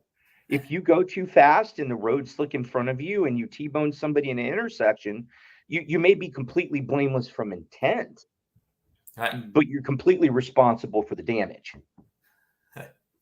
Understood. So, I mean, this comes down to, which is, going down that road and slipping. A lot of it is, getting the job done right. I get called in sometimes right away, and other times I'm called a year down the line, and I'm like, I can't help because I don't have the documentation. And, mhm. It's like, I'm fighting an upwards battle. It's like I have a claim now going on for quite some time, and I'm looking at it, and the client wants my help, but it's like, how can I help if I don't have the documents from day one? Right. And it's a catch-22. It's, where do I start? So if we go back to the claim that we were talking about, step one is safety evaluation, is understanding the hazards. Yep. And then moisture mapping and starting to dry it out. But before we even get to moisture mapping and drying it out, we have a concept of stabilization. Can we dig into stabilization a bit? Sure. So stabilization is a concept, just showed up, thank God. And actually, I was just at an event with one of the people who really pushed for it. So, Joe, thank you very much for making sure that wound up in the new standard. It's actually mentioned by name. They're going to flush it out in their upcoming revision. But the concept of stabilization is basically, when you arrive on a project, you have to have time to do the things that you are statutorily or by standard required to do. And we have to have some way to be able to identify that period of time, because it's not an active drying project. You're technically mitigating, because the definition, and by the way, guys, I know this makes everyone's head hurt when I talk the technical stuff, but you forget, I know they call it an insurance policy, but it is not a policy. It is a contract of insurance. It's due and owed, and you paid for it in advance. And by the way, I like this little analogy. If you happen to go to the grocery store and you go back and pick up that big old tomahawk ribeye and pay $100 for it, because it's like, Wagyu adjacent, and you pick up a great bottle of wine that's $50, all right, and then you walk up to the front and you pay for it, and it's $197, and you chuck out because it's been a long week and you're going to treat yourself, and you go home. Imagine if the manager of the store showed back up right as you were getting ready to slap that on the grill. You're getting ready to open up that bottle of wine. It's been a long week. You're with your spouse, and you're going to crank that up. And the manager pops up and he says, hold on for just a second. And he pulls out a steak, a little beef steak, right? And he pulls out a bottle of $2 Chuck. Those of you who go to Trader Joe's, you know what I'm talking about. It's a great but cheap little bottle of wine. Would you be okay with that? Because what you purchased was that steak and that bottle of great wine. And what he's done is he's substituted something of lower quality for it. Now, you would be outraged. In fact, you would probably shoot him. You might even beat him to death with the tomahawk steak. But at the end of the day, you'd never say that was okay, would you? And yet, that's almost every insurance claim that exists. They come back in and they want to substitute something that's of lower quality, all right? And that's not what you insured for. That's not what you paid for. They got the opportunity to set their premium. They got the opportunity to write their policy. And they wrote a policy for like, kind, and quality. And if you had a tomahawk steak, you had a tomahawk steak. And if you had a $75 bottle of Bordeaux, you had a $75 bottle of Bordeaux. And we're actually doing a wine valuation right now on that project with, like $100,000 bottles of wine. Very nice wine collection, but we lose track of that. And I want you to encourage you as insureds, because I assume that I have insureds out there. You don't need to be passive about asking for what you already in advance paid for. It doesn't make you a terrible, horrible person. Some people just need permission to not be okay with the fact that somebody is trying to take advantage of them. For whatever reason, with whatever motive, it doesn't matter. It's still a wreck. So I'm sorry. I will come back to the question at hand. Once you're in there and you've extracted, the concept of stabilization is, how do we delineate the amount of time that we need to do these other things? The policy says that we have to immediately mitigate. I believe that's generally section 2 under duties under loss. See, I remember I told you I couldn't forget I was an adjuster. And it says you have certain duties. You have to report losses. You have to get for example, insurance a police company report. Stabilize. But the two things you do have to do that are related to this are, you have to preserve the property for their inspection as often as they'd like, and you can't materially change it, otherwise you will have prejudice their inspection. But yet they expect you to mitigate, and they don't call it mitigate, they call it prevent further damage. So we have two things that exist, and as far as I'm concerned, they're mutually exclusive. Aggressive mitigation means I got to change the environment, but the inspection means I can't change the environment. So we have a period of time where our inspections go on, we do our lead and asbestos and mold, we do our moisture mapping, we get everybody out, everybody agrees on it, this is the category, this is the class, this is the scope of damage. That period of time we call stabilization. Now, the bigger question is, what should be the environment for the stabilization? Now, Ken Larson and I and Chris Resnowski have all published, and I can make that available to your viewership if you'd like, articles on our individual determinations of what stabilization is. There's a temperature range and a humidity range, all right? And then a decision to be made about, do you want to include all of your wall cavities and ceiling cavities in those readings? Because, spoiler alert, guys, the air that's in your structure is not the same condition as the air inside your wall cavities. In between inside and outside, air mixes, temperatures change. The environments are entirely different and they're enclosed. If you have wet wall assemblies, some of that water comes out into the material, but other of that water vapor goes into your wall.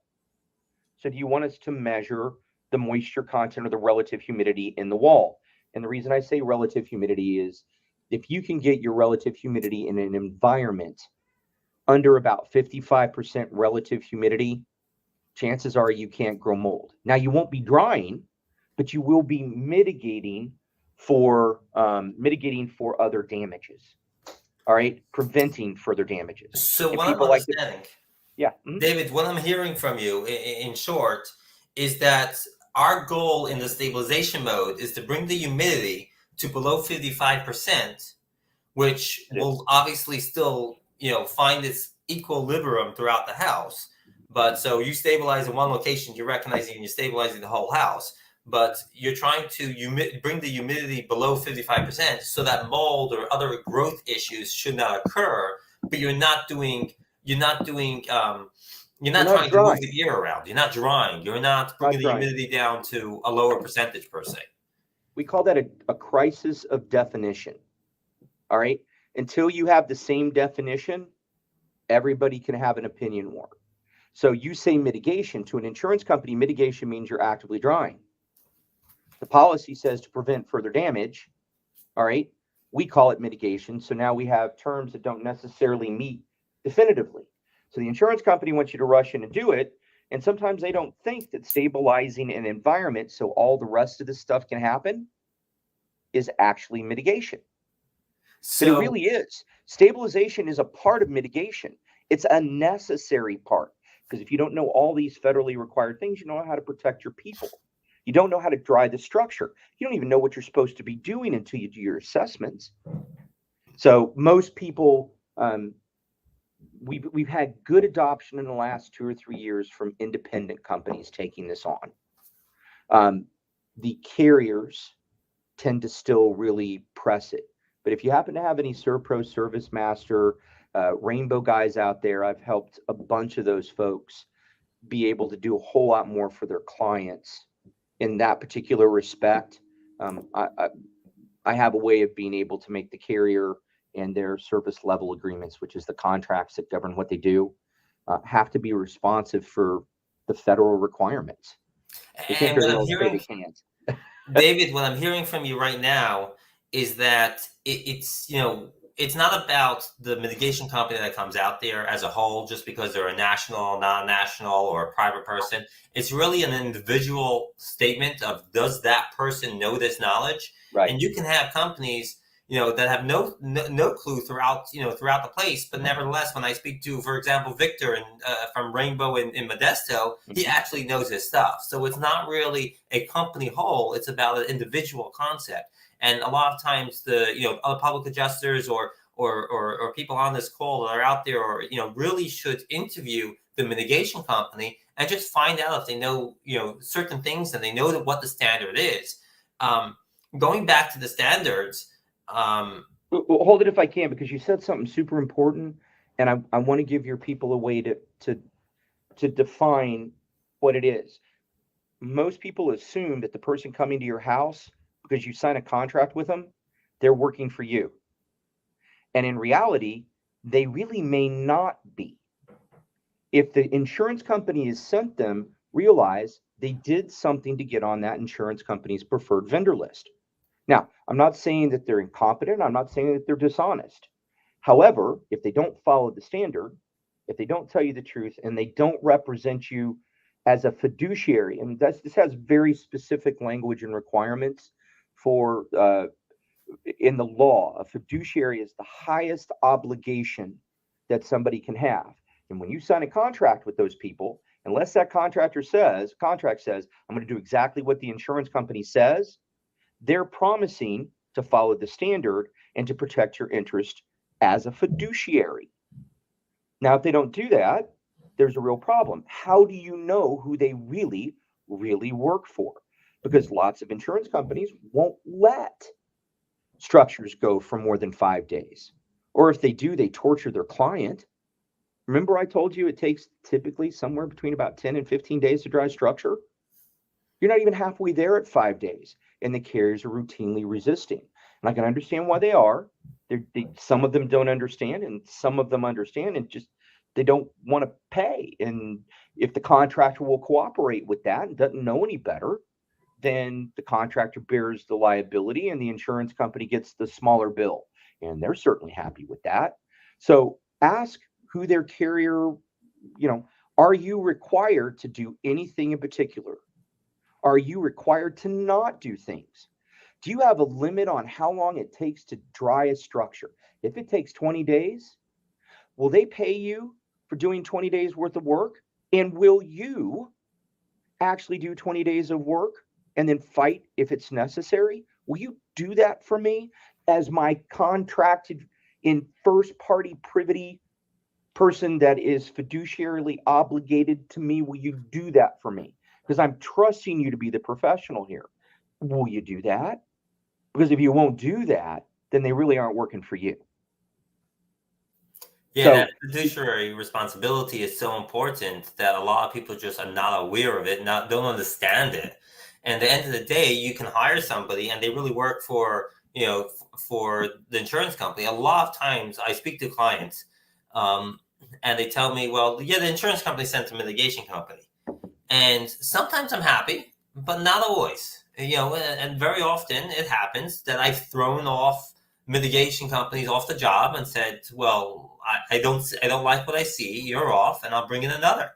Right. And it's happened on multiple occasions where that yes, we're talking about the Modesto, California job as one, but our job, we did the same. We threw somebody else off and put on, brought in our own team. And yes, they were doing some sort of stabilization. I'm not sure what that really means. But at the end of the day, we do stabilization our way with our consultants. And you came down, and Ken Larson came down. And really it changes the dynamics of how we do a job because we want to do it right. See, no, and this is where I have to be more pointed. Did they really do stabilization? Because if they really did stabilization, part of stabilization means, and part of an initial project is doing their moisture mapping. If they would have done their moisture mapping, they would have known that the structure was not dry. Therefore, they would have maintained their stabilization. All right. So, in one regard, I'm willing to give them some room in their intent. They didn't mean to do it. On the other side is we can't deny the train wreck or the car wreck. All right. The damage is still there, the bits and pieces and parts. And in this particular instance, there, you don't think that the carrier is not going to circle back to that first vendor and say, you know what, you were here, you had the opportunity to address this, you put equipment in for a period of time, didn't find all the water, didn't find all the contaminants, maybe we wouldn't be cleaning another 15,000 square Right. feet of a structure if you'd isolated off one area, the basement, from the remainder of the structure, which should have been the very first thing you did when you went in and did your hazard assessment. Because all that funk that's downstairs, you know what? There's vents between the first floor and second floor. You might want to cover those up so that what's on the basement doesn't wander up into the first floor. And Right. this is a perfect example of that. Someone could look at that and argue that the first company allowed. Not only did they allow, they actually pressed by vapor pressure. They dorked around with the vapor pressure in the building and the circulation in the building, and they shoved those materials up. Now, maybe they didn't, maybe they didn't. But guess what happens when someone asks that question and you don't know the answer? That's not a good day.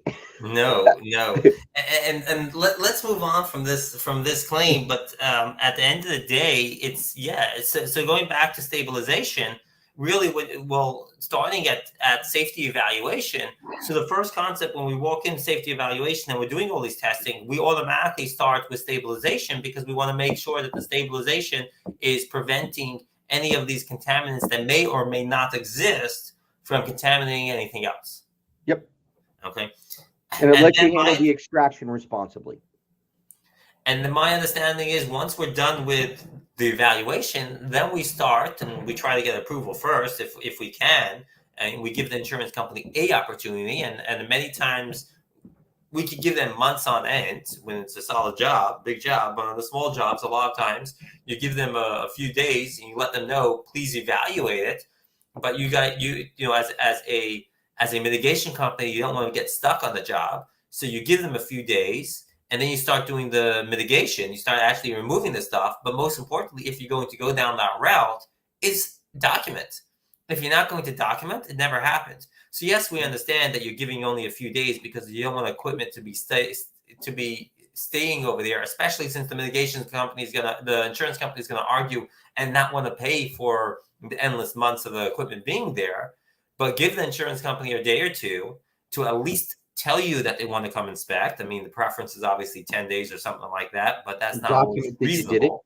And document that you did it with return Right. receipt and read receipts, or put it in their hot little sweaty hands. I've sent a courier before. How many days would you leave something in stabilization mode? So this is a hot topic. Yes. How long have I? Let me give you the soundbite that everybody really wants. I've left stuff in stabilization for 120 days or more. All right. Now, this also has produced a reputation. Hey, you're that guy that stabilized for that long, and that can't possibly be reasonable. Those of you that think I didn't do a reasonable thing, give me a call and I'll provide you the documentation where the carrier required me to maintain it at their direction. People hear little things and they don't bother to check. So, all y'all that think I stabilize for long periods of time so I can run up a great big bill and take advantage of an insurance company, you might want to be informed rather than ignorant. Give me a call and I'll show you the file. So to answer your question more directly, when I train companies for this, and I work with companies for about 2 years, and this is one of the 1,000 different things that we discuss. This has to be a contractor's own internal business decision. They have to balance the risk and liability with the rest of the relationships they have. Now, I will say that, and at the same time, remind both contractor and insured, you preserving a relationship with a referral source, all right, and doing something that's not for the benefit of your fiduciary obligation is malpractice. All right, guys, that's not good. That's no bueno. So you have to be very careful of it. And by the way, guys, as an insured, realize that the relationships with carriers sometimes heavily affect things in a place you don't know. If I don't tell you it's damaged, you don't know it's damaged. Well, maybe a particular company can't check for asbestos. Their SLA or their service level agreement won't allow or won't let. So you have to be super careful. From a reasonableness perspective, you shouldn't have to wait for more than 10 days. Carriers should be communicating with you. They should be participating. The contractor should be giving them data so they can make a decision if they want to make the decision. Now, if they want to just sit back and say, whatever you want to do, Mr. Contractor, okay, but then you don't get to come back and complain at the end.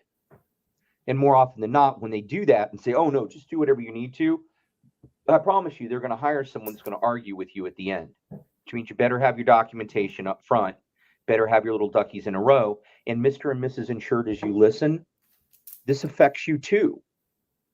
You need to be active in your claim, even if it's doing nothing besides passing along what your company sent to you so the insurance company can approve it. That's what I teach my people in my onboarding classes.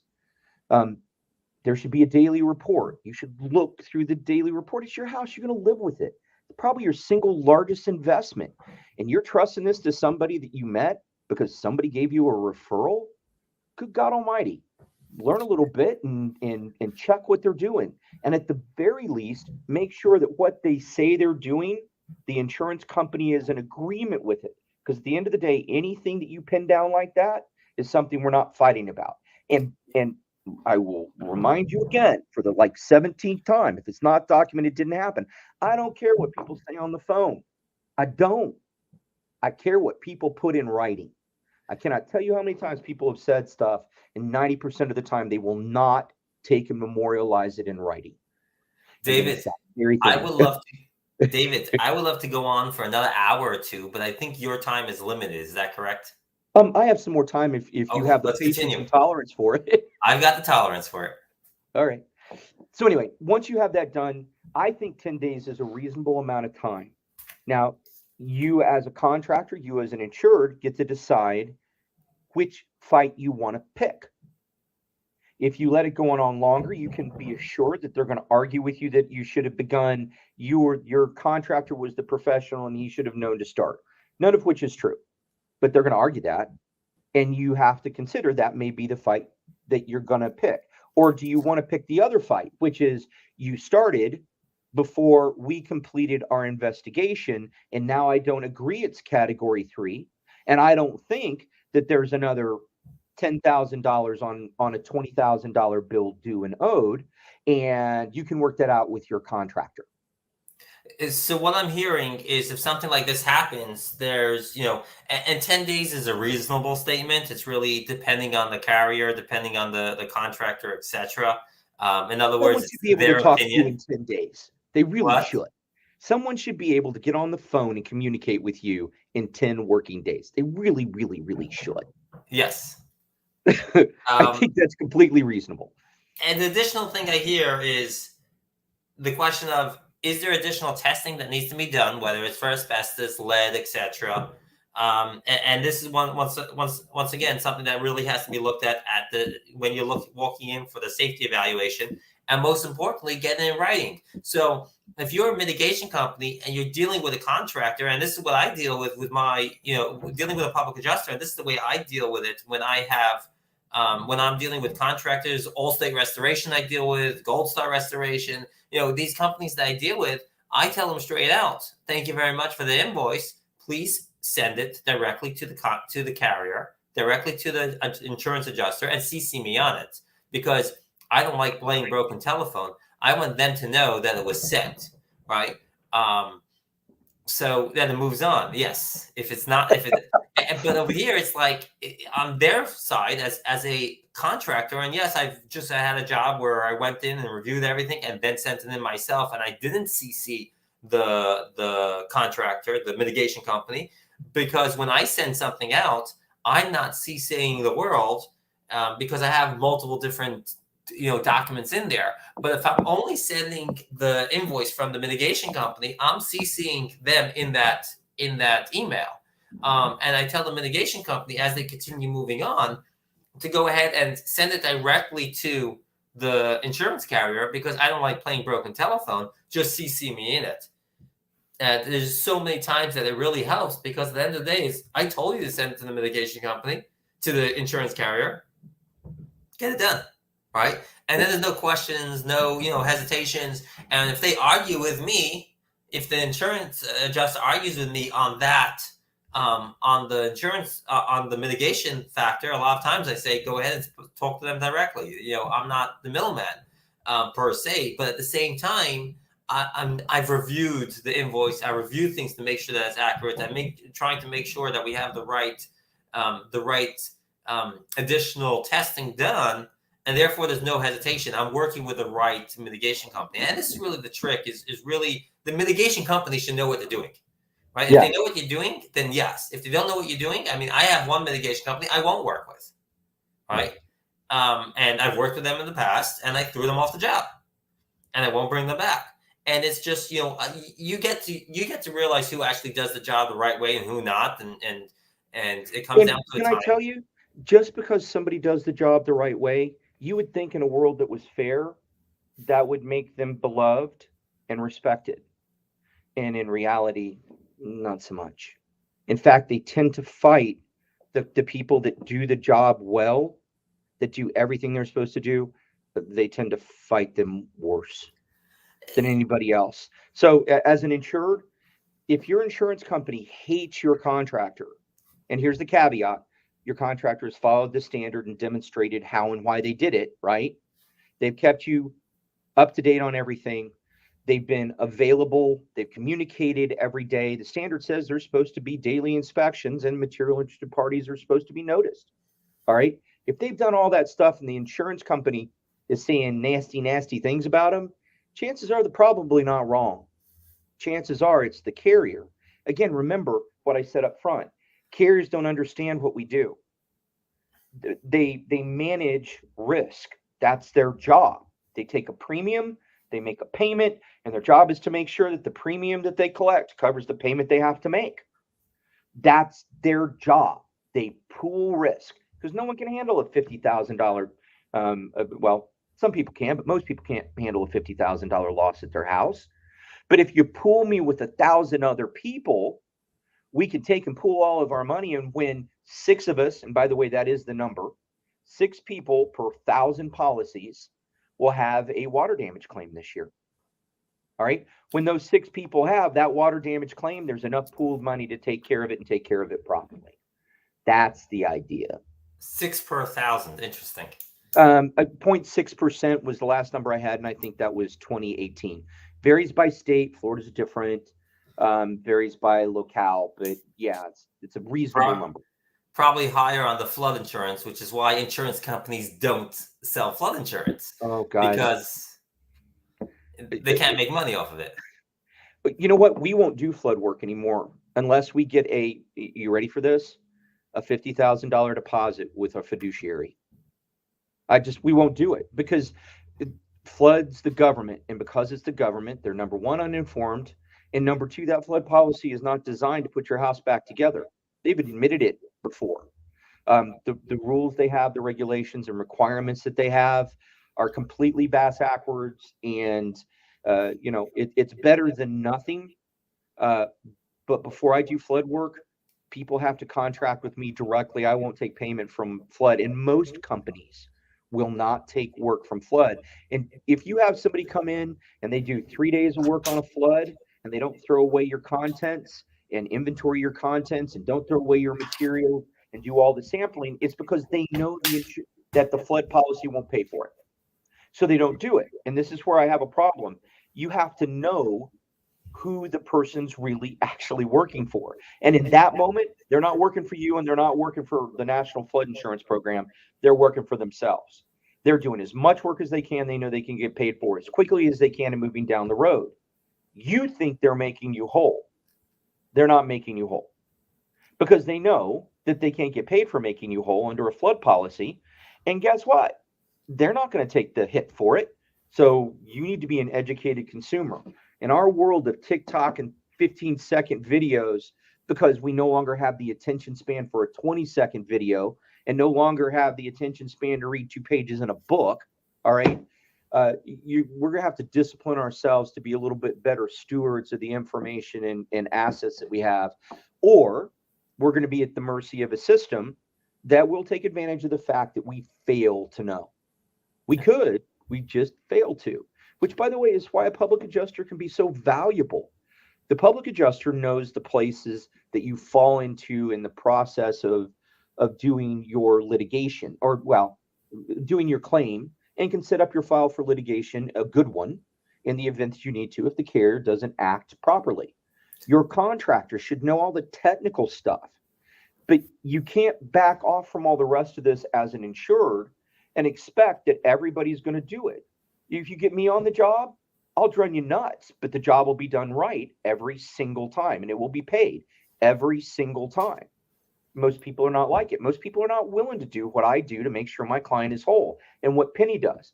I watch Penny sending emails and documentation constantly on these other files because he understands this, right? And more importantly, he's very good about continuing to ask questions and drill for why things mean what they mean, which you as an insured should do as well. You have no idea the pain you suffer when this work does not get done properly. All right. And that's determined in the front. We bake the mistake and the pain in up front. If we don't sample the way we're supposed to sample, if we don't document the way we're supposed to document, the pain comes at the end. But it's like the cake that you should put baking powder in and you put baking soda instead. It looks okay until you take your first bite. Then all of a sudden, it's all baked in and it's done. I have claims. I have one claim now that just came to me, and it waited on my table for a week. And I'm like, I'm not signing it. The client signed it, and I'm like, I'm not signing it on my end until I have X, Y, and Z. And I got it. It came through. And until I got that documentation, there was no such thing as submitting a claim because it's not covered unless I have the documentation. So it sat on my desk. And thank God it wasn't a situation that we had to act, speedily. It wasn't a loss that was continuously growing the damage, even though the insured is, not able to do what he needs to do and to live properly the same way. But, we waited for the right documentation, and I worked with the client. We got the documents. We got that plumber's invoice, that plumber report that clearly identified what had to be done. And then I started moving forward with the process, and we submitted the claim. And we're meeting next week. And it's like, here it is. It's very, very simple, but only if I have the documents. I mean, I remember I'm a licensed public adjuster now for going on 8 years. And after I was a public adjuster working for 2 different companies for 6 years, I went out and I started on my own, and I went down to Cal Spoon. He's a fellow in Galveston, Texas, who teaches public adjusters, teaches what to do. And I went down to him, phenomenal guy, Cal and Melanie Spoon. And I finished that class, and I'm like, now I know absolutely nothing. And that's what it comes down to. It's like, here it is. I've been doing this for 6 years, and literally it's like start from scratch again. Just reevaluate how you document things.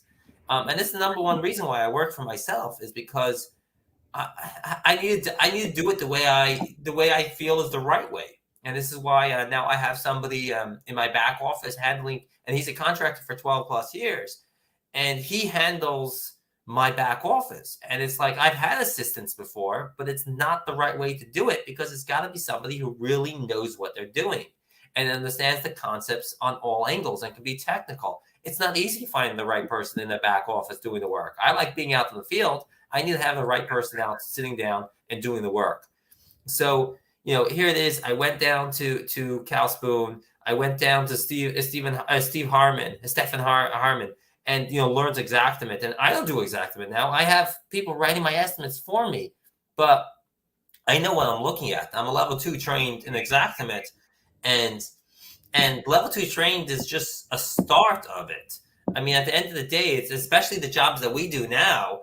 I mean, when you look at high-end jobs, which is really the focus over here that I'm dealing with right now, it's like I won't even write the estimate, and some of my guys won't write the estimate. It's about hiring the right people to get the estimate done right, because that is all about putting the property back to pre-loss condition. And what does that really mean? It's a long conversation that depends on the claim. It's not a clear answer. I can't pick up and say, okay, I'm going to use Xactimate. I don't know. On a simple job, yes. On a more intense job, that may not be the answer. Xactimate is made for commodity work.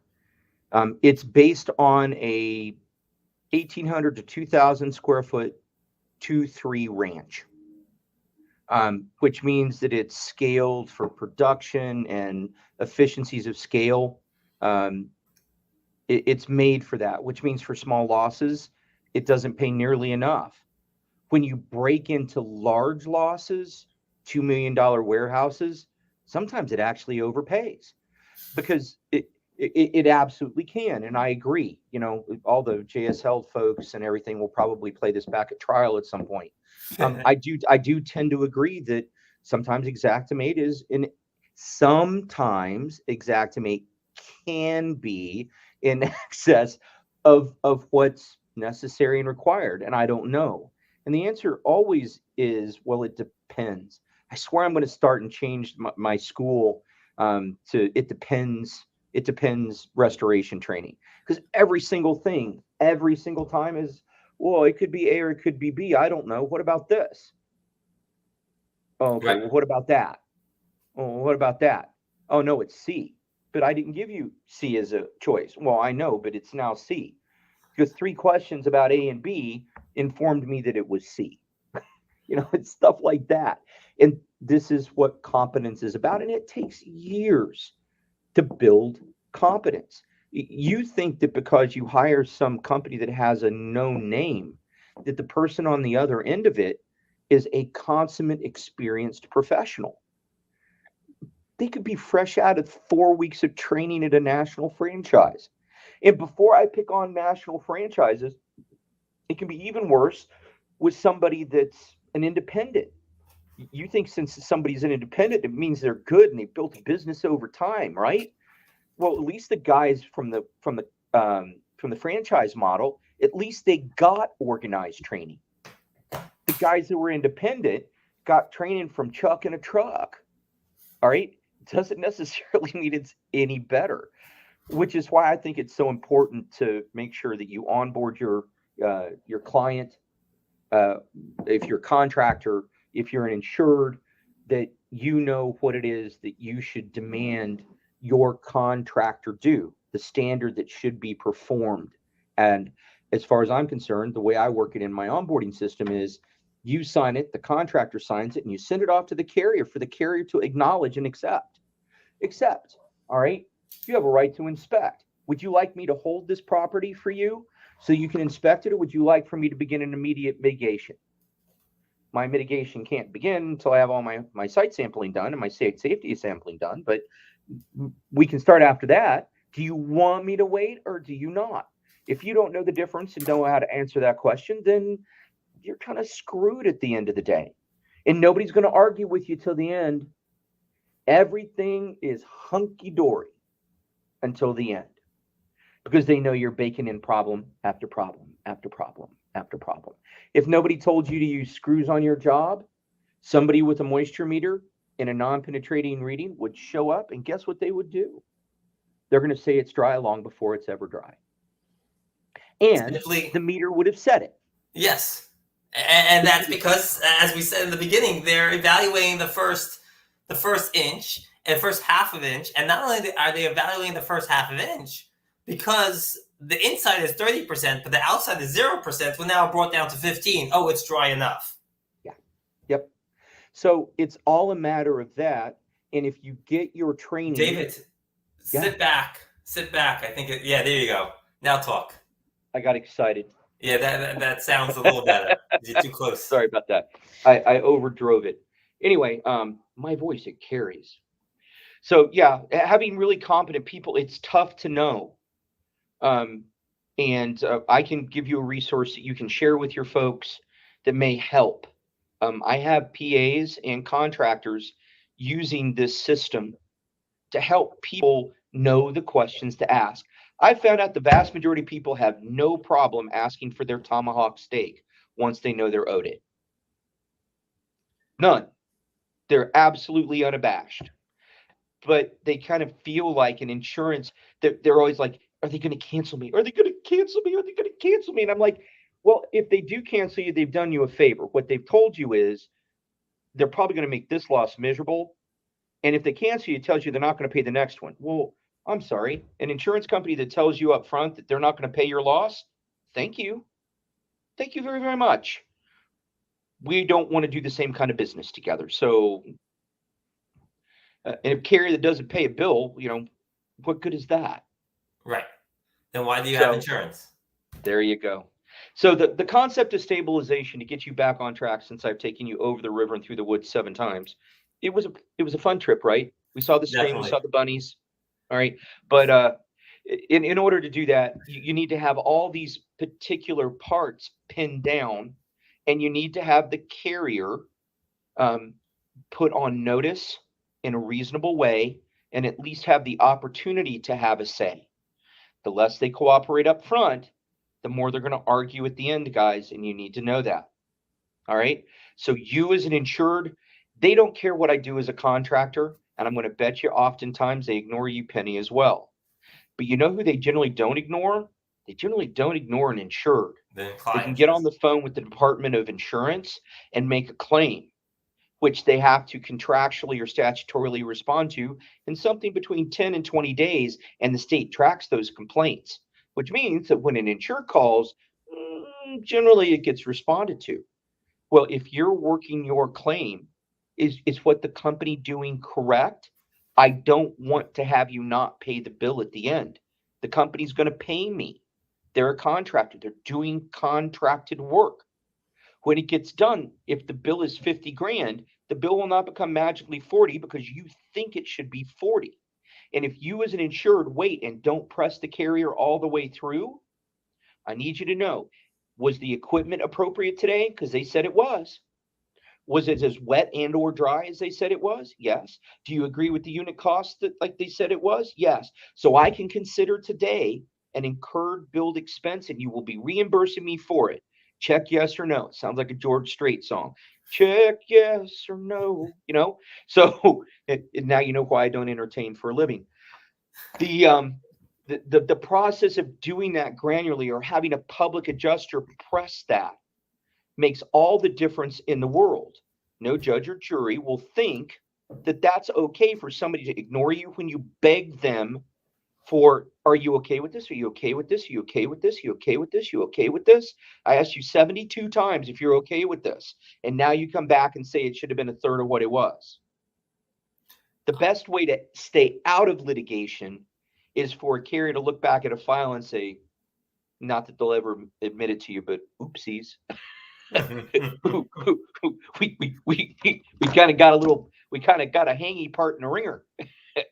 Yeah, and I've seen that. I've Yeah. seen that. I had one company that just settled, and I'm not going to go into details, but the attorneys were, I'm not going to go into details about the specifics, but the attorney pulled in, and attorney's telling me, and I was in writing. I asked clearly, I want the roofing report. And the attorney's like, we're looking at, when we're looking at the file, and we actually see an internal correspondence with them saying, don't share the roofing report with me. And I'm looking at the roofing report and I'm saying, well, where is this picture? Where is this picture? You mentioned it over here. You're missing it. And they just settled. So they just settled for, for a little bit more. I think they just shy of $1 million they just settled on. Don't be confused by the definition. It's not a policy. Policy is warm and fuzzy and nondescript. A policy, actually, in legal terms, is our practice. Right. All right. The contract that you sign for insurance is not a matter of practice. It is a contractual contrivance. All It's a right. contract, It's a contract, and which is contracts have pro, requirements. and it's Go ahead. pro client. That's right.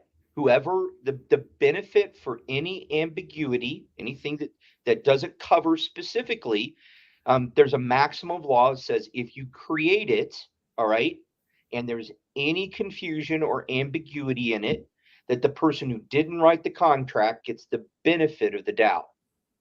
And that's the way it is. You don't write your insurance coverage. The carrier writes their policy, which means if there's any doubt of whether there's coverage or not, you get the clubhouse bounce, I, not them.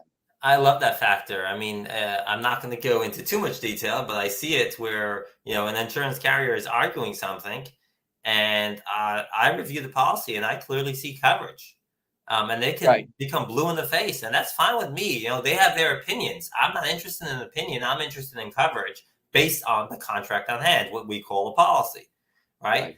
And there's clear coverage based on the layouts. I mean, See, and you're that's assuming really, the really guy what on it the comes other down side to. knows. Say You're again? assuming the guy knows his policy. My dad sat me in the car next to him for 6 months and made me read policies. I promise you, ain't nobody reads policies. First person that really probably reads the policy in your claim may be a claim manager, all right, but it's more likely to be the attorney. Yes. You I think had they're adjusting the claim, and what they're really doing, I call them adjusting conventions. They have a policy that is full of their adjusting conventions. my old trainer, when I first got into this business, the top in the company that I was first with, um, we were at a convention and he's talking to about what he's done, and he's like, I sat down and I read my policy. I read my 60, 70 page policy. On page 60, I found one line where the broker had written in, if you've read this thing, please call me and we'll sit down for a beer. And he called him. The broker said, I've done this for 30 years. You're the first person to call me. Yep. But see, this is why all these details are important, because it's a contract. A contract has requirements for adhesion. Contracts have requirements for offer and consideration acceptance. There are steps that have to be, if you want your coverage, you have to do this. Yes. And you're presumed to be responsible for knowing and understanding the contract.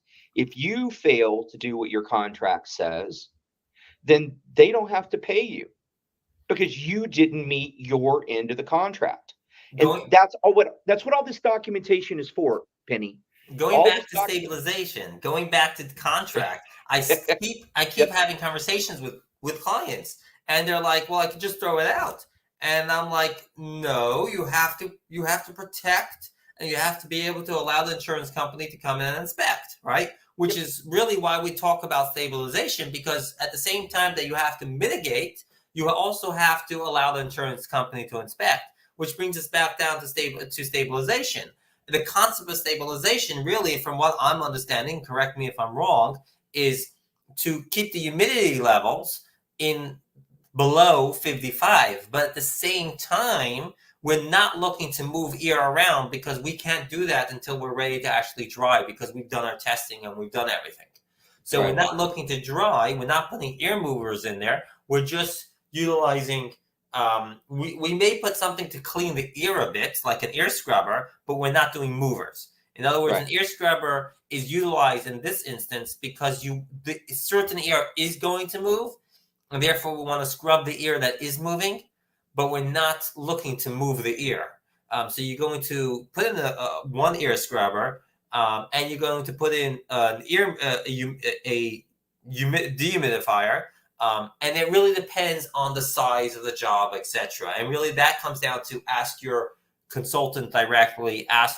Go back to your training if you're a mitigation company, or call David Sweet, Ken Larson, whoever it is, and get the training properly, in order to get that information, accurate. Well, and then it should be monitored. So I was at 55% today.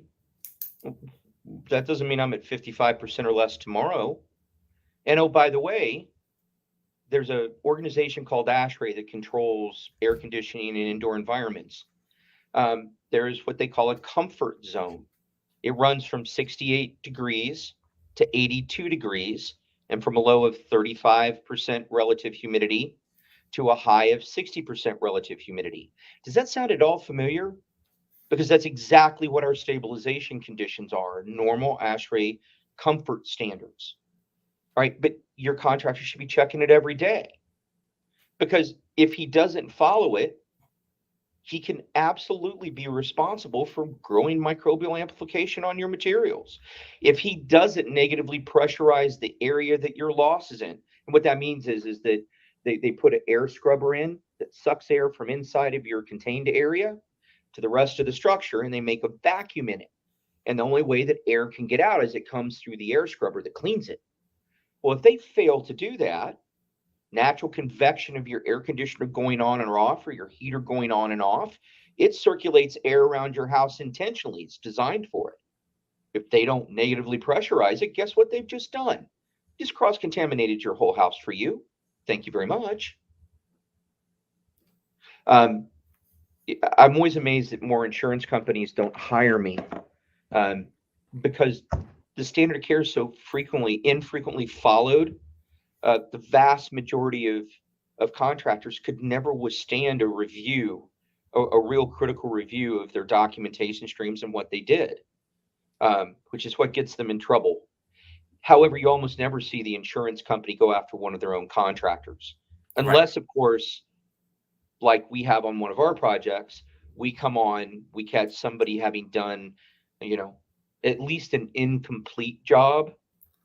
And now there's additional damages, and the question becomes, the insurance company looks at that and says, hey, I would have paid a lot less if you'd have done a better job or done more work. And I don't think that should come out of our coffers. We'll pay for it, but then we're going to subrogate back to you. Subrogate means to sue when somebody else did something wrong. So we're going to subrogate back against you. In fact, they'll use my data to subrogate back against the prior contractor and say, part of what was done here wasn't a part of the loss, it was a part of your inadequate response. And now you have another lawsuit involved. Screwing this stuff up, it makes problems, guys. Makes big problems. They don't go away fast. They tend to grow legs and stick around for extended periods of time. So it's see how much prettier I look with lighting on both sides. Yeah, you look pretty. You look pretty. At what time do you have to go? I don't want to hold you for longer than you have to. And I do know, I don't know if we scheduled it. I think we spoke about it. We were supposed to have another call, a Zoom call, open to the public to actually join in this conversation. Mm-hmm. Though it's going to be like a month out. Do you have more time to continue talking now? I do. Yeah, I let the person that I was dealing with. Can I show you something real quickly? Sure. All right, so share screen. I don't know if you can share screen. Can you share screen? Screen sharing is easiest with two monitors. Works best on a good computer. Here we go. Share screen at the bottom. Yeah. Well, yeah, I'm hoping that it will let me choose which screen to do, because I'm running 3 right now. Actually, I'm running 4. So there you go. Do you see this? Now we do. All right. So this is a dummy form of my onboarding program, and I want to run through, because anything you don't bake in up front is so much simpler. Okay. And I want you to see that there are certain things that you are required to do, like begin your mitigation immediately. Mitigation procedures should begin, in order to meet the standard, as soon as, notice the word safely possible. That's that OSHA, EPA, federal reg stuff, right? Then we have a little section here, duties after loss. I don't want to run you through it all, but I want you to understand that you as a client, you need to know about, for example, the carrier's right to inspect. It's built in. That you're supposed to be looking for all known hazards. As an employer, you shall assess the workplace present or likely to be present.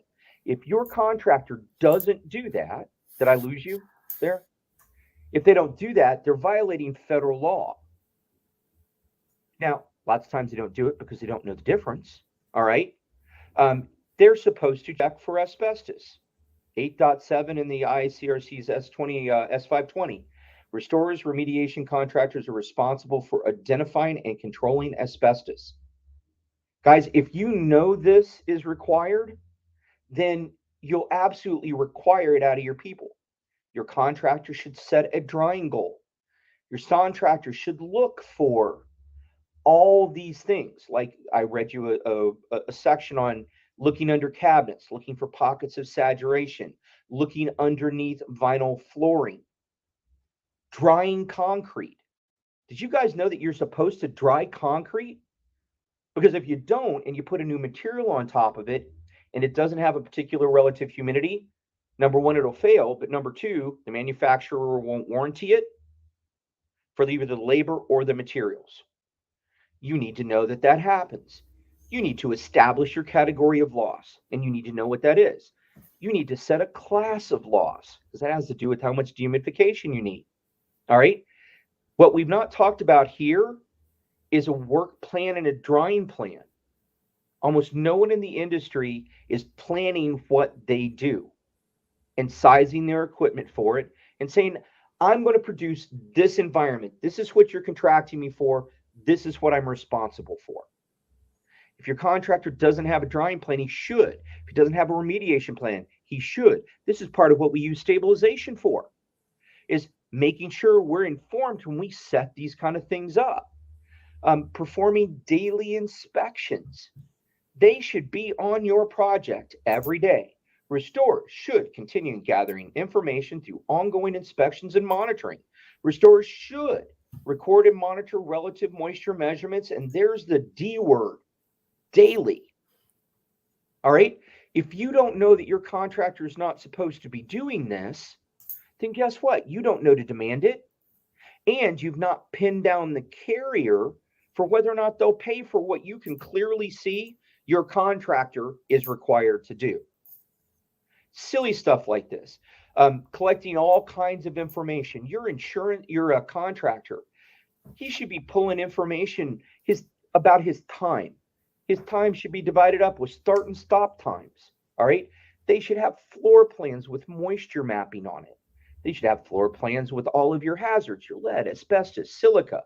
They should have psychometric data. That's all of the readings from the air. They should be taking readings on your dehumidifier so you know that they're doing what they're supposed to be doing. And then they're supposed to be producing in reports with that. All right. And once you get this, I've never had a single client that soldiered through and read this stuff and then required it from the carrier, required the contractor. It's everybody being held accountable for it, not the contractor.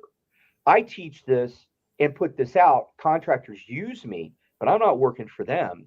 I'm really working for you as an insured to help you understand all the parts that are missing and to make sure that everything that they're going to argue about later on gets discussed up front. I know what they're trying to bake in. If we make sure the mix is right up front, the chances of us having a failed product at the end is going to be much smaller. All right. Setting our dry standards. All right. Verifying our drying goals. Drying equipment should remain in place until it has been verified and documented that the drying goals have been verified. Not 1 minute, not 1 second before. Okay. All these are parts of this, and they're based on the IICRC, ASTM, and other standards. And notice this little section here. Standard of care deviation. I've asked my contractor to use their discretion. If you have a problem with it, please contact me immediately. All right. This kind of stuff, you think you have a policy that's warm and fuzzy and relational, and in reality, you have a contract that's procedural. Does that make sense? Yes. It's understanding this up front, and I'm rolling this out. I think every PA on the planet should use this as a part of what they do, and every contractor should as well, because the insured demanding that they follow the standard of care and listing what the standard of care is levels the playing field for everybody. Yeah. 100%. If you know all these things as an insured, what's going to end up happening is you're going to demand that the carrier do what's required, what's appropriate, what's responsible, and then you won't be arguing about this stuff at the end of the loss. And if you are, you're having a discussion about facts, and once you check off the fact, the discussion over, it's done. Here we're talking about facts, and really it's all about documentation, documentation, Yeah. documentation. As the cup says, I gotta get myself one of those cups. Um, if you I don't, have a class. I have a class in Nashville this coming month. there we go. There you go. Or this month, Um, actually. at the end of the day, it's about documenting properly. It's about laying out the facts, and it's about knowing what to expect. And knowledge is key when it comes to a variety of things. And here we are, we're saying, well, the homeowner should know. Well, how should the homeowner know if we're dealing with public adjusters don't know? We're dealing with contractors that don't know. I mean, the mitigation companies don't know. Half the mitigation guys that come in go based on opinion, not based on facts. And here it is where we have one company coming in. I call another company and they have no clue what they're talking about. And here I spoke to Victor, who actually knows who actually knows something. And he understood a few questions that I asked him, and it was like, yeah, clear concept. Okay, let's get in. Let's do it. Let's get rolling. And it's like, here it is where we've had a job. It's been left. They've walked out. And now we have a new company back in there. And as you said in the beginning, a $30,000 job is a $30,000 job. The fact that it was done for $3,000 just means that it wasn't done right. I only did $3,000 of work on a $30,000 project. Yeah. Is that okay? You did a tenth of the work you should have. Really happy insurance company really violated structure and client, because they rely on you for this, guys. They trust you to know what to do. They trust their most sacred, intimate space to you. This is where they live and die and make babies. All right. This is precious space to them. And they believe that you're going to come and do the right thing for them. Yeah, we've And to seen a not job. do that. We've seen a job. Sorry, Mhm. we've seen a Yeah. job that has a $25,000 asbestos estimate. And when we got the right testing done, I mean, that estimate is going to be a lot more. And it's like, that's a nice estimate, but it doesn't cover the job. That's just covering a small portion because they were asked about a small portion. But the right testing wasn't done from day one. So you turn around, the entire job changes. Again, why it's so important to know that you have a contract, and contracts have documentation requirements, number one. And number two, knowing who really works for who and who's influenced for who.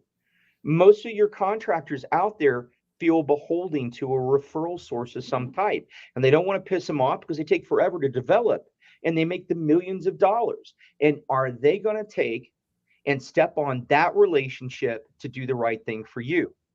Now, you can. I'm living proof of it. I've been in business for 30 years. I've also developed lots and lots of people who are not terribly fond of me in the process of doing that. In their relationships that I've had for 30 years, and an awful lot that I had for real short periods of time, when everybody figured out that I'm not going to work for you like that. I'm contracted. I am morally, ethically, and fiduciarily obligated to the person I signed my contract with. And just because you don't understand what that means doesn't mean it's any less important and required for me. And you just wait till somebody grabs you in the middle of one of these claims and tries to shake you out for whether or not you did that. There's lots of people. I can't tell you, I put a ton of people out of, well, actually, I didn't put them out of business. I came in behind and fixed what a preferred vendor, for example, did, or a vendor did. And then the referral source for that vendor, who made that vendor shortcut the job, turned back around, subrogated them, and put them out of business. And it doesn't happen as often as it could because there's not a lot of people that are not a part of the wink, wink, nudge, nudge crowd I'll take care of you. You take care of me. It's like politics. I'll vote for your piece of trash if you'll vote for my piece of trash. Not many people are willing to do that. And as a company owner, it's meant a much smaller company for me. As an insured, I can tell you right now, it's going to mean a longer claim process. It's going to mean more scrutiny. It's also going to mean your house is done right. So you have This to decide. If you don't mind the mess, then I guess you can choose that. I'm probably not the contractor for you, and I'm probably not the consultant for you. Penny might not be the PA for you. He can let you know on that. But you have to make a decision about what's important enough for you and how badly you want your structure. And you shouldn't have to. That's what's so profoundly unfair about this. As an adjuster, I was taught to provide what the policy said. They shouldn't ask me for it. I should offer it. They purchased this coverage. It's my job to make sure they get and we're back to the contract. This isn't policy warm and fuzzy. This is contract with language requirements. All right. And it says there's coverage or it says there's not coverage. And guess what? It is what it is. So give them the coverage that it is. You shouldn't have to drag it out of your insurance adjuster. But your insurance adjuster isn't trained like we used to be trained, which means that you need a PA, and not all PAs are created equal, just like not all contractors are created equal.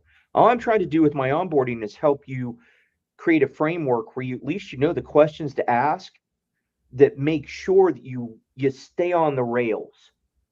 All right. It's really, really easy to wander off into the ditch. If you set up, my dad told me when I was growing up, good fences make good neighbors, right? You have your fences and your boundaries in place, chances are you can't wander too far off the range. And the other one is if you want to get hit by a train, there's only one place to have that happen. Go sit on the train racks. And that works both directions. You want to get hit by the train, go sit on the train tracks. If you don't want to get hit by the train, don't sit on the train tracks. The probability of you getting hit by a train, if you are not on the train tracks, is pretty tiny. So this is the idea. You want to make sure you're on the train tracks in a good way to be hit by the train that's supposed to move you forward. All right. In a good way, not the bad way, not the run you over and bloody mangle you kind of way. Yeah. This conversation that you're having is really, this outline is really the reason why I started becoming a lot more picky on the jobs that I touch, because I want to do a proper job. And people say, well, why don't you just take everything? And it's like, I can't, because I have to do this work to do the job properly. And if I can't do the job properly, why am I touching the job?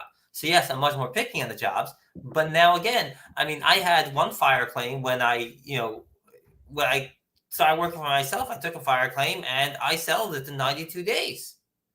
And it's like, well, how did you do that? Well, simple. I kept to the standard. I kept the facts. I had the right mitigation company in there. And we provided the insurance company the right information, to the point where the insurance company got onto the phone, or should I say the attorney got onto the phone with me and said, we're done. We're settled. We'll have a check to you in 30 days. And I'm like, 30 days? Well, this is New York State. It says 10 days, I think it's 5 business days. It says 5 days, I think it says, or it says reasonable. And I'm like, that's not reasonable. I think it's 5 days in New York. I keep mixing states, but I have my reference too. And they're like, well, they're in a different state, different country. I had the check within 2 weeks. The check was in hand, within 10 business days. So see, they'll press you, whether that was ignorance or arrogance, I don't know, but they'll press you if you don't know your business. Yeah. This is not an industry where you can take a TikTok approach to it. No. It's detailed, it's oriented, it's procedural, it's a contract. I keep saying it. I know I sound like a broken record. It's a contract. It's a contract, and if you don't know it, it's not going to work. And this is why I don't work alone, where I have somebody in my office who, at the end of the day, his goal and his job here is to hold the paper accountable. I brought them on for that reason. And yeah, I brought them on as a partner. It takes on a lot of it. But you know something? That's a big portion of the work. And if that's not done properly, well, my client is not getting paid in a timely manner. The job is not It, getting done in a timely manner, and a lot of people don't have right balance, and that's what it comes down to. And it's not just this; it's everything in life. It's all about balance. And well, you can't even make a values determination until you speak the same language and are operating off the same set of facts. Beware of people who don't want to provide facts. Facts are yes, stubborn things and inconvenient too. Um, it's hard to circle back around on stuff like that. It's it doesn't have to be like this. It sometimes isn't like this. But I got to tell you, and maybe this is just because I do so much expert appraisal and umpire work, but and when I train my clients, I didn't used to see this. I have clients, I'm in Florida. I have clients all the way up to Vermont and all the way out to darn near Mexico, as close as you can get to it, and all the way up to Seattle, just north. Clients every place that I teach and train. And we didn't used to have this kind of difficulty on every single claim. It used to be unusual, not unusual now at all. It's um, the norm. we spoke about stabilization. I don't know what your timetable is, but can we go into start talking about drying? A little bit. We can do a little bit. Okay, so now that we've learned No, stabilization, we're gonna say thank you, Cody. Thank you, Colby. Say thank thank you, you, Colby. Kobe. Yeah, because For Colby is who owned this hour that I just did. He surrendered. He's one of my clients in actually in just a little north of Everett. well, So hopefully he's gonna watch this and enjoy the appreciating why he gave over this hour, yep, he because did it's it, and he's not been going to get it back because I'm in deposition this afternoon. yeah. So it'll have to be made up another day. But yeah, we can talk about drying a little bit. Happy to. So let's talk drawing for a moment. We've done testing, we've done what's it called. So before we even get to drawing, let's talk testing for a moment. You touch base on the few items that we spoke about testing. What would change? In other words, what would change with our drawing? So let's say that there's testing came back with zero issues. Mhm. What would we do with the drawing? How would we start drawing the place? And number two is if testing came back with issues, what would we do differently? Okay. So the purpose of testing is to find hazards. All right. Hazards mean you need to isolate your people from the hazard. That means personal protective equipment or PPE.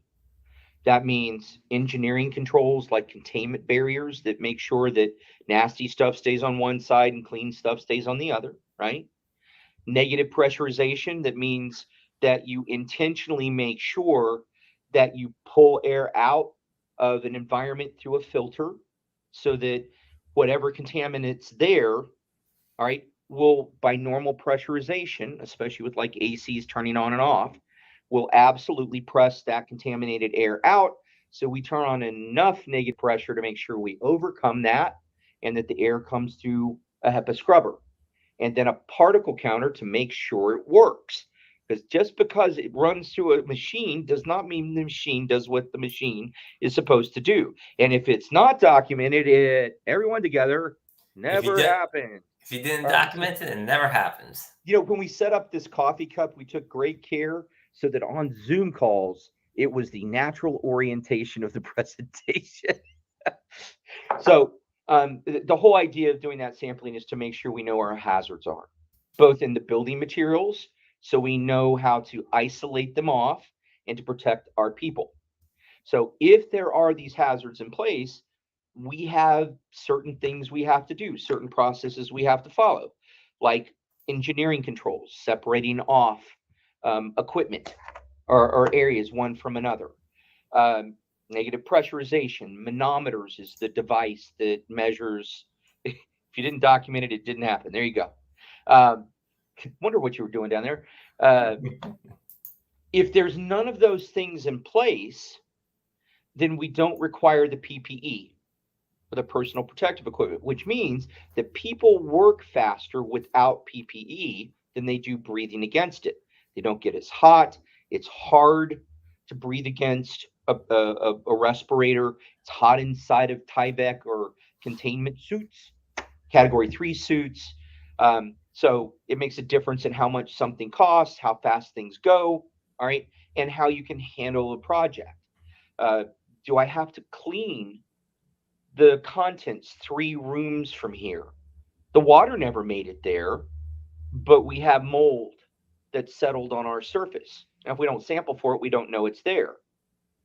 If we don't know it's there, we don't include it as a containment, so that what's on it, when we clean it and clean the containment, we can then isolate it off, and now it's clean and clear once it's got a post remediation verification, or most people call it a clearance test.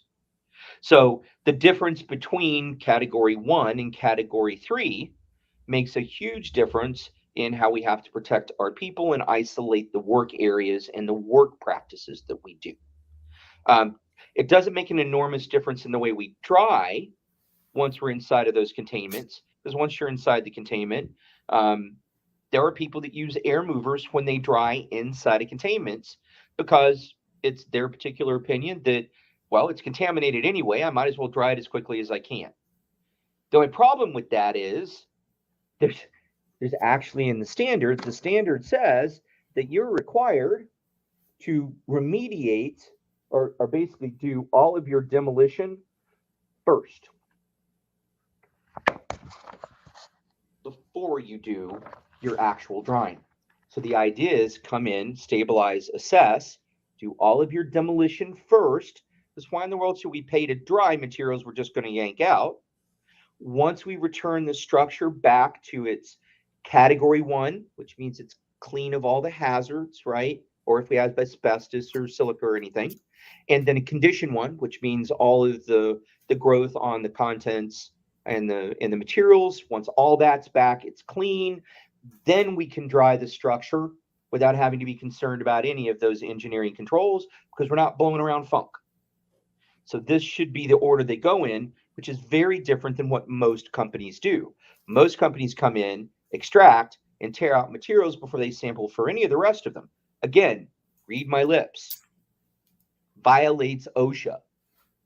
And it puts their, and I don't think they really understand it, or they wouldn't do it, because most people are really decent, honorable people.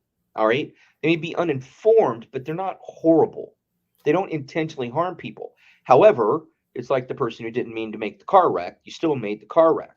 If I stick you inside of an environment like that, and I don't put you in proper PPE because I don't know that their hazard is there, and you breathe the silica, and you breathe the asbestos, and you breathe the byproducts of the pesticides and all the rest of the funk that's in there, and then it hurts you either, minor short term. I get a little sick because of my exposure to endotoxins or exotoxins, or God forbid you develop silicosis, which is when you get the silica basically penetrates the alveoli in your lungs, and your lungs can't expel them, and it creates scar tissue.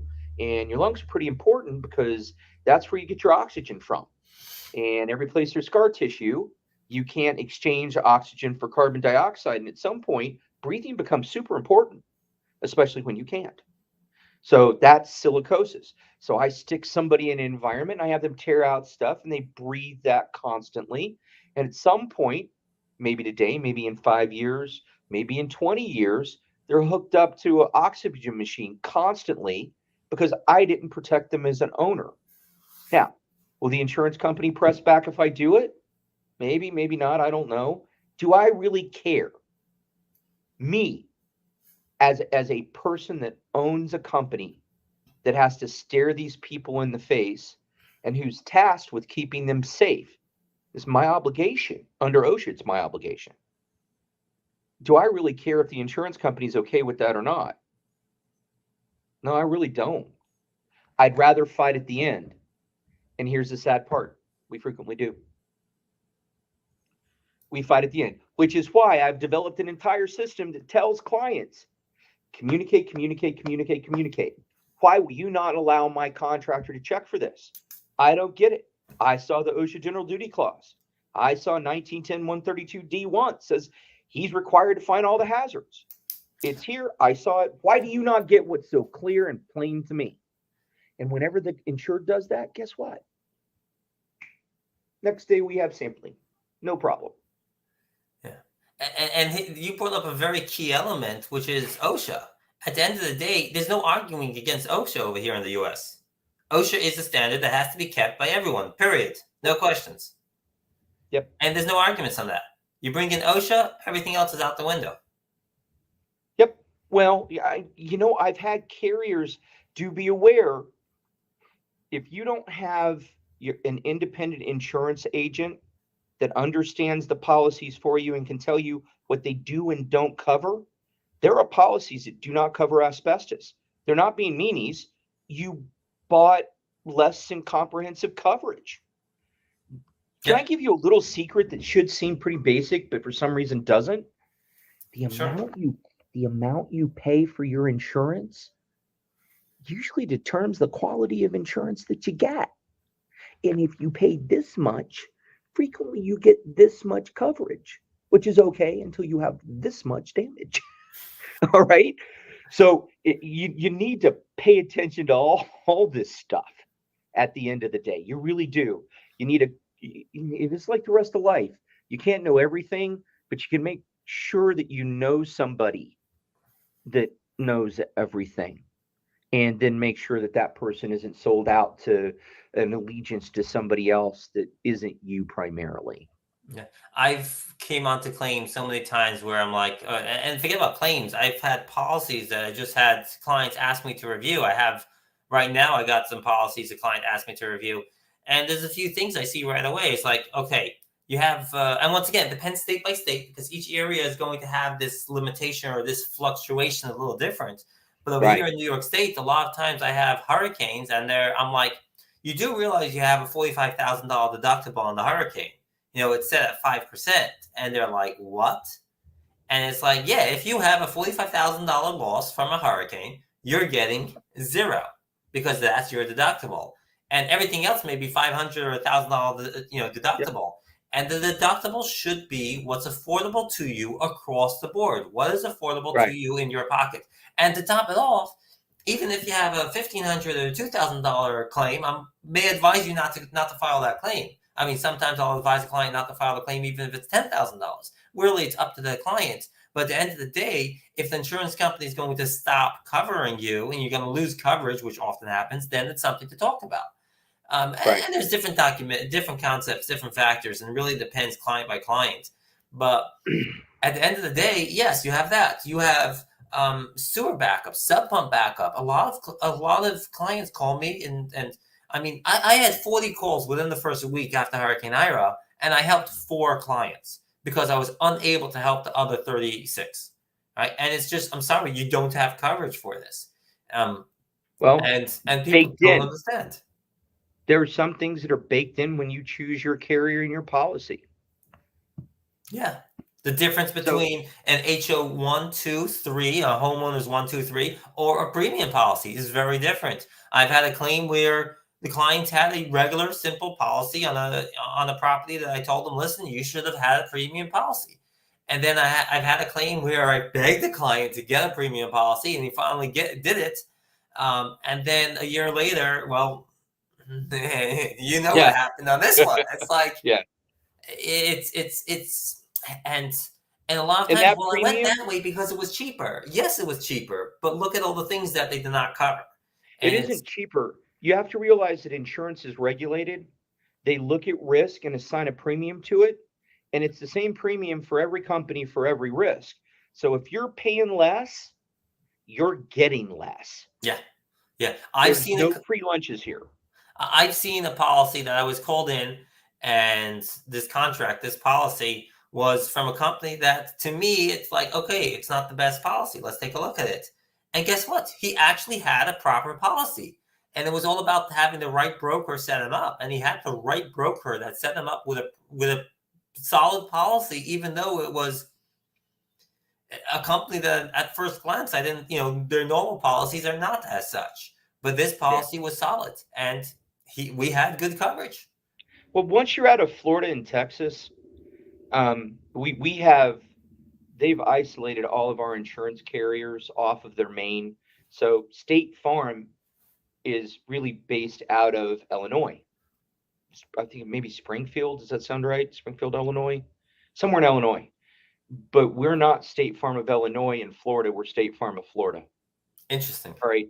Once you're into the northern states, and pretty much anything besides Florida, Florida, Texas, it's really just Florida and Texas that are David, terrible. I don't want to go into which company is the best or not best. Once again, that's a whole nother dynamic, which Oh, we're we can not head in going to there. get into here. Um, but just because, well, it really at the end of the day, it's about making sure you Coverage. have the policy that fits best for you. You know, what should your premium be? What should your, once again, everybody's opinion is a little different. What Yep. should your premiums be? What should your deductible be? I mean, at the end of the day, the deductible should be what's affordable to you, to your pocket. And what that is really depends on the person. So I would have a slightly different take on it. Go for it. Insurance is risk management. When you engage insurance, you're engaging, whether you like it or not, in risk management. You are trading a premium for a promise to pay if there's damage. So it's not whether it's affordable or not to you. There's obviously, can you afford the premium? But I want you to realize what you're giving up if you choose to not do something. Policies, if it's a lower premium, it's a lower coverage. It's a poor. The cheaper the premium is, the worse customer service is. More likely you are to argue. If they're cheaper in their premium, they're cheaper with their adjusters. The best adjusters don't work for carriers that write cheap stuff, which means the most educated, qualified adjuster will probably not be on the cheapest carrier. He's going to be up writing, he's going to be up working with, high end companies, not the other. You're making a decision about what risk you want to encounter. And that's what all this documentation is for. All the documentation limits the liability and risk. It makes sure that all the stuff that's going to be a problem later on is addressed and everybody at least has the opportunity to do something about it, which at the end of the day, we tried to talk to them. We told them it was an issue. We told them what we were going to do. We gave them ample time to respond, and they didn't. Please, Mr. Judge or Jury, explain to me why it is that I'm wrong when they were unresponsive. Because there's a maxim under law that once you're presented with information, guess what? You're responsible for it. And your lack of responsiveness, there you go. If your lack of responsiveness means that you have tacitly agreed, your lack of response means you've agreed, which means, please, guys, don't ignore any document that comes to you. Respond to every single one of them every single time. I mean, whether we're talking about the government, a government document, or anything else, documents are sent to you, and a document is there because there's a legal process behind it. Your insurance company will not talk to you unless they are discussing liability and applying it. That's the only reason they ever communicate with you. They don't want to know how your cat is. All right. They don't care about how comfortable you are. They care about executing their contract of insurance. And every single piece of information that exchanges back and forth, that's all we're talking about. What's the damage? Where's the coverage? Why do we need to do it? How much is it going to cost? This is all the conversation. If you had a loss, think about it. That's every single conversation about it. They may have started with the cap, but that was only to put you at put you at ease at the end of the day. That makes sense? We're going to cover you to the full extent. We're going to bring you back to pre-loss condition. And then the client is calling me now and saying, well, I still have the damage here. Well, how much do they pay you? $5,000. Oh, that's what they felt the loss was, $5,000. Yep. But it should be $100,000. Yeah. Because you let them run you through the process, the administrative process that every single time limited what you were owed. I'm trying to make sure that you put forward what's necessary to be done so that it can be identified. They're trying to limit their liability. Carriers are always trying to limit. And if you don't know that, you won't understand why it's so important for you to continue to press forward the actual expenses as they mount and build. Because if you don't, go ahead. And pictures. The amount of times, I mean, I'm thinking about this, And I'm like, I have a claim now where the insured is begging me for help. It's been there for some time, but they sent somebody up to do work, and they didn't take pictures, right? They sent somebody else, please stop this damage from happening, right? And they went up and they took care of it. They covered it over. But now I can't prove that that is the way it was. It wasn't there from previously. The insurance company came in, they did their inspection and say, I see repairs from pre-loss. It must be old. Well, you didn't take pictures day one. Now my hands are tied because I don't have the documentation to prove it. And that's why often when I'm coming in later on, I just had another claim where it was like, I'm sorry, I'm walking because you should have called me a short while ago, not today. And same thing with sampling, same thing with moisture mapping, same thing with pre-loss assessments, same for site safety survey. It's not a policy, it's a contract. It's a contract to contract to contract to contract. You are negotiating a contract, and you forget about that because people are warm and fuzzy and friendly. It's a contract. You can't behave another way and get the outcome you want. How many times, and most people don't go through this multiple times, but if they do it once, can I tell you, they don't generally do it again. They behave differently the second time around. I've had a client that came through and I did a loss for them. And they had another loss because the insurance company took like 6 months to settle and it was painful for them. They didn't call me the second time. And he called me back about 3/4 of the way through that loss. And he says, you know what? I owe you an apology. I didn't call you again. I know you did a good job for us, but I really thought you made it more difficult than it needed to be. I thought they really convinced me that you were the issue at hand. And I've gone through another loss, and I'm going to need to hire you as a consultant to help dig me out of it. I now understand why you did everything you did, because every single thing you did that they said was unnecessary, that was milking the company for unnecessary things, creating unnecessary fees. He says, I get every single one of them. And guess what? Those are exactly the places that they pressed on me. And those are exactly the things they don't want to pay because my contractor this time didn't do what you did. Now, if I could package that up and put it up on a billboard, I would. But you don't get it. David, you talk too much. No, I don't talk too much. You don't understand. The degree to which I have to communicate is really not reflective of my desire to hear myself talk as much as it is you don't understand the subject matter. So when I tell you the answer, you don't get it. I'm sorry, Ken. Ken's given me very good counsel here in the past recently, where he's like, give the short answer, and then if they don't agree, give them the long answer. Well, I tend to find that when I give them the short answer, they brush past it, and it doesn't give us the ability to penetrate into the real reason. And here's the thing: if you don't share with people the detail and make them responsible for why it works the way it works, then they want to worm their way out of it later on. You talk too much. Nope, I talk just enough to make sure that you're pinned.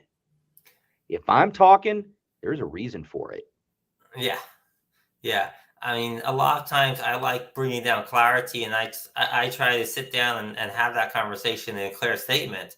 And a lot of times they don't understand it either, and it goes in the circles. So it's a catch-22. It really depends on who we're talking to, in my opinion. But a lot of times saying it obligates them to it. Once the truth is out, hard to put the genie back in the bottle. But if you leave the genie in the bottle and just refer to it, genie's still in the bottle, Yes, it's yeah. At the end of the day, it's all about, as we said, documentation. It's all about doing. If you didn't document, it didn't happen. Yeah. So we spoke about, and I know you've pushed off one meeting. I don't want to hold you further than you really want to. I have about 18 minutes left before I got a deposition I have to be sitting for. So okay, we'll get you out in 15 minutes. 15 minutes, perfect. So we spoke about stabilization. We spoke about getting the job dry. We spoke about, making sure that the testing is properly done. We spoke about documentation, document, and that's something that we can never stress again. From pictures, and when I say pictures, close up and distance. The amount of times I get, oh, here's the loss, and it's a close up picture, and I'm like, where is this? Is mind boggling. So it's like, yes, take a close up, but do me a favor, give me pictures of the whole room. Well, and it's because most companies, my client companies, I give them a photo SOP. I teach them. They roll up. The first thing they do is take a picture of the mailbox. They know the number. Second thing they do is take a picture of the front of the structure. Now I know when they got there. The third thing they do is take a picture of the front of all of their meters on their calibration blocks. The next picture is them flipping those meters upside down and taking a picture of all the serial numbers. And now they're calibrated. And then they start from the front of the structure, taking a picture of the door. And then I train them to label. And you should have seen this on the project we're working on. Oh yeah. You'll see which room is where, because I teach them to use 3.5-inch yellow tape and identify what room is in what place and orientation. So every time they take their pictures, it's there. I make them we have a shop day when I train them the first time, and we'll sit in the shop and I teach them why they stencil out the last 4 digits of every serial number in as big a print as we can get it on all the sides of the equipment you can see, so that when they take the picture, you can see every single piece of equipment every single day, which is a part of your photo SOP, which is to come into the room and you go to the right-hand side and you shoot across the room for an overview. And then you go to the back corner and you shoot across the room, and you go to the next corner and shoot across the room, and you go to the next corner and shoot across the room. And then you take a picture and start all over again in the same orientation and take the actual equipment, a distance, and then a detail, so you don't miss stuff like that. Most people won't work SOPs, and it's no big deal to the people in the field. In fact, it's irritating to people in the field to be asked to do it like that, but you're on the settlement end of it. How important is that? I have a mitigation company that I argued with, and I said, I'm sorry, you didn't do this work that you're billing for. I mean, we're talking $20,000 to $4,000, and they're arguing, and I'm like, well, here's your pictures. I see 2 pieces of equipment.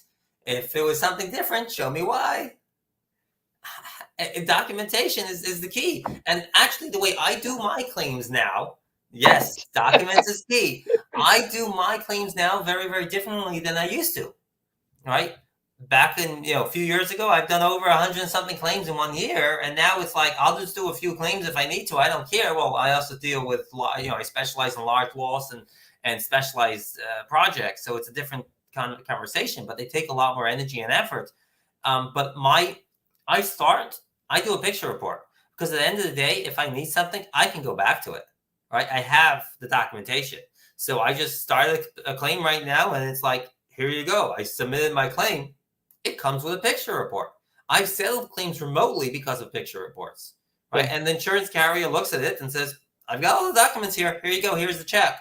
And it was like, when I started doing this, it changed the dynamics. When, I spoke to the carrier, and they looked at my pictures, and they're like, we're busy. We don't have time. Let's set this up anyway for next week. And I'm like, if you don't have to come out. Here's pictures. And they took a look at it, and no problem. It was all clear, and it was clear. The documentation is there, and document really, really makes a major difference. And that's why we're talking about everything being documented from beginning to end, because, and that's one of the things that I really learned when I went to Cal Spoon in Texas, in Galveston, and I came out from his class, and I actually have and I'm licensed in multiple states, but I try to stay in the New York area, New York tri-state area, New York, New Jersey, Connecticut, and it comes down to, it's all about preparing for court. And if I prepare the claim as if I'm going to court, then I won't have to go to court, because the carrier is going to take one look at the documents and say, there's nothing doing, there's nothing talking. I mean, that's not the way I started off. It took me a long way to get to where I am today, but it really changed how I look at claims, because when you have documentation and it's a year, 2 years down the line or more, it doesn't make a difference because the document is all there. You can turn around and, why did you do that? Oh, here it is. This is why. But Case see, closed. your company, there are companies that would look at that from a purely business perspective and say, well, you know what? I don't want to fight with an insurance company. I don't want to have to put this extra time and energy and effort in. I don't want to have the additional risk of not having these things covered or covered in full. I don't want to ruin my reputation with my client. All right. Therefore, it's just not a good economic decision for me to do all this additional documentation. And It's hard. you need to know which contractor you have, and is that the contractor you want? If you want an average job that's determined by the person paying it, because that's what you're really dealing with oftentimes. Now, let me have a caveat here. I work with people in vendor systems that do absolutely all the right things. They're almost all off of their preferred vendor work at that point. They may still be a part of that franchise model, but they're not taking much of any claims, although some of them are. But the more they push, the less the carrier wants to give them the next job. And the more the Because public adjusters call them. yeah, probably. So there.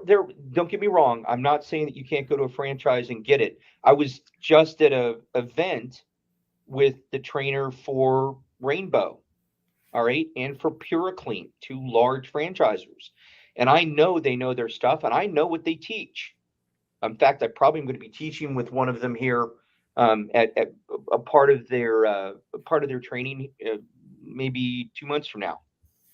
They invited me to do it. Uh, but how the rubber meets the road for them economically, why they try and deal with getting and keeping the carrier's willingness to send them claims, it can make a difference. I mean, that contractor can cut his throat with the carrier by pressing for stuff that they think's ethically required. So it's a tough spot. Right. And Really getting is. over that hump is sometimes hard because you're changing from doing it the way you used to the way you're learning now. Yeah. And it's a hump. My clients generally take about 2 years to convert.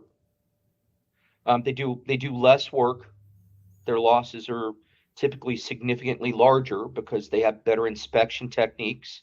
All right, and they understand the statute and code requirements. So they're doing the work they didn't know to do before, as faithfully. But it's also tough for them. It's a white knuckle conversion a lot of times for them. It shouldn't be that you should have to do anything besides what the standard says. The system in a lot of ways is kind of profoundly broken. How this applies to the people listening to us, whether contractor or insured, is you don't want to be a victim of the brokenness. Right.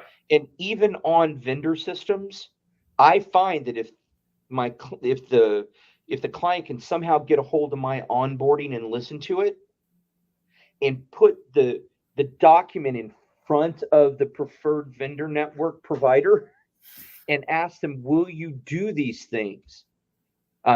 Sometimes they have a heart attack. The vendor has a heart attack. And the other time the vendor says, hey, I have an opportunity to move the bar.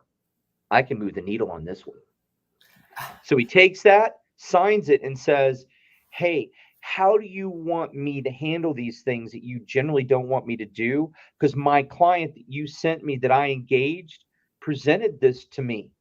And they're just asking for standard statute and reg to be met and best practice to be observed. We've got a little bit of a pickle. How do you want to work on this? And Yeah. you'd be amazed at some point that makes them then go back. The people that are administrating this, they only know what they've been taught. And if they've not been taught the whole of it, they've not been taught the whole of it. So, you can make people do amazing things if you just undereducate them just a little itty bitty bit. If I don't tell you that a non-penetrating meter only goes a half an inch into a material, you're going to swear on a stack of Bibles on your mother and father, It's or I don't know. dry.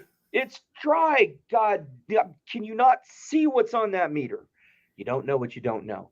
And that's a big problem and a big issue. And it's why I tend to blow people up, because I'll give you all the information. You decide where you want to bear risk and where you don't want to bear risk, which is no different than what I tell an insured when they pick their contract or insurance company. Make sure you understand what you're getting and choose the liability you're willing to bear. Are you willing to pay the first $15,000 on a roof? Because if you're not, you need a lower deductible. You willing to pay over your $10,000 water damage limit? What, you mean there's a limit on water damage? Yeah. Oh, yeah. How much is the normal water damage? 30 to 50 grand typically? You mean they limit that at 10? Yeah. Do you want that? Most policies I've seen, most contracts have been at 5. Well, and that's what they're doing. And by the way, you don't even want to talk about what that does to the mortgage industry. Fannie Mae and Freddie Mac, remember I used to be an investment banker, right? We put together and tranched up a whole bunch of residential and commercial properties and sold them into the bond market. They call that collateralization. All right. So we did that, and there was requirements. And one of the underlying requirements for the policies or for the individual properties to be conforming, because that's why they call them conforming loans, there's certain requirements, is they have to have full coverage insurance. Do you have full coverage insurance if you only got 10 grand of coverage? I'll take it a step further. Nope. Most policies are only 70 to 80%. Yeah. And that's because of the requirements of a general mortgage, because we want you to protect our interest. Yep. Well, then you only need 70 to 80%. What happens if you have a total loss? Well, we're not they have paying. private mortgage insurance to cover the rest. Yeah. Yep. You're co-insuring. 2 minute warning. Beautiful. So let's just quickly recap everything we spoke about over here. We spoke about, when a claim happens, number one, it's really, and we didn't dig into this too much, but it's really about identifying what caused the loss, which we really didn't identify too much over here. Then we go about stopping the loss from continuing, which once again, we didn't go too much into it. But now we talk about stabilizing, testing. So the first thing that we actually brought down is safety evaluation, evaluating the safety of the place. And then recognizing, doing the testing, doing the stabilization, allowing the insurance company to actually inspect, monitoring. You're doing this testing, but you have to continue monitoring it, how it's changing, how it's fluctuating, because it doesn't always stay the same. It depends on so many variables. And then you start cleaning. But more important than all of this, well, just as important as all of this, is document. If you didn't document it, it didn't happen. I'm going to wish everybody well. Remember, keep an eye out. We'll be back for another session where it'll be open on Zoom for people to join in. We do have one scheduled for August 17th with Ken Larson at 12 noon on Eastern Standard Time. On that will be on August 17th. I believe that's a Wednesday. I heard there might be a guest too. And there may be a guest or two over there.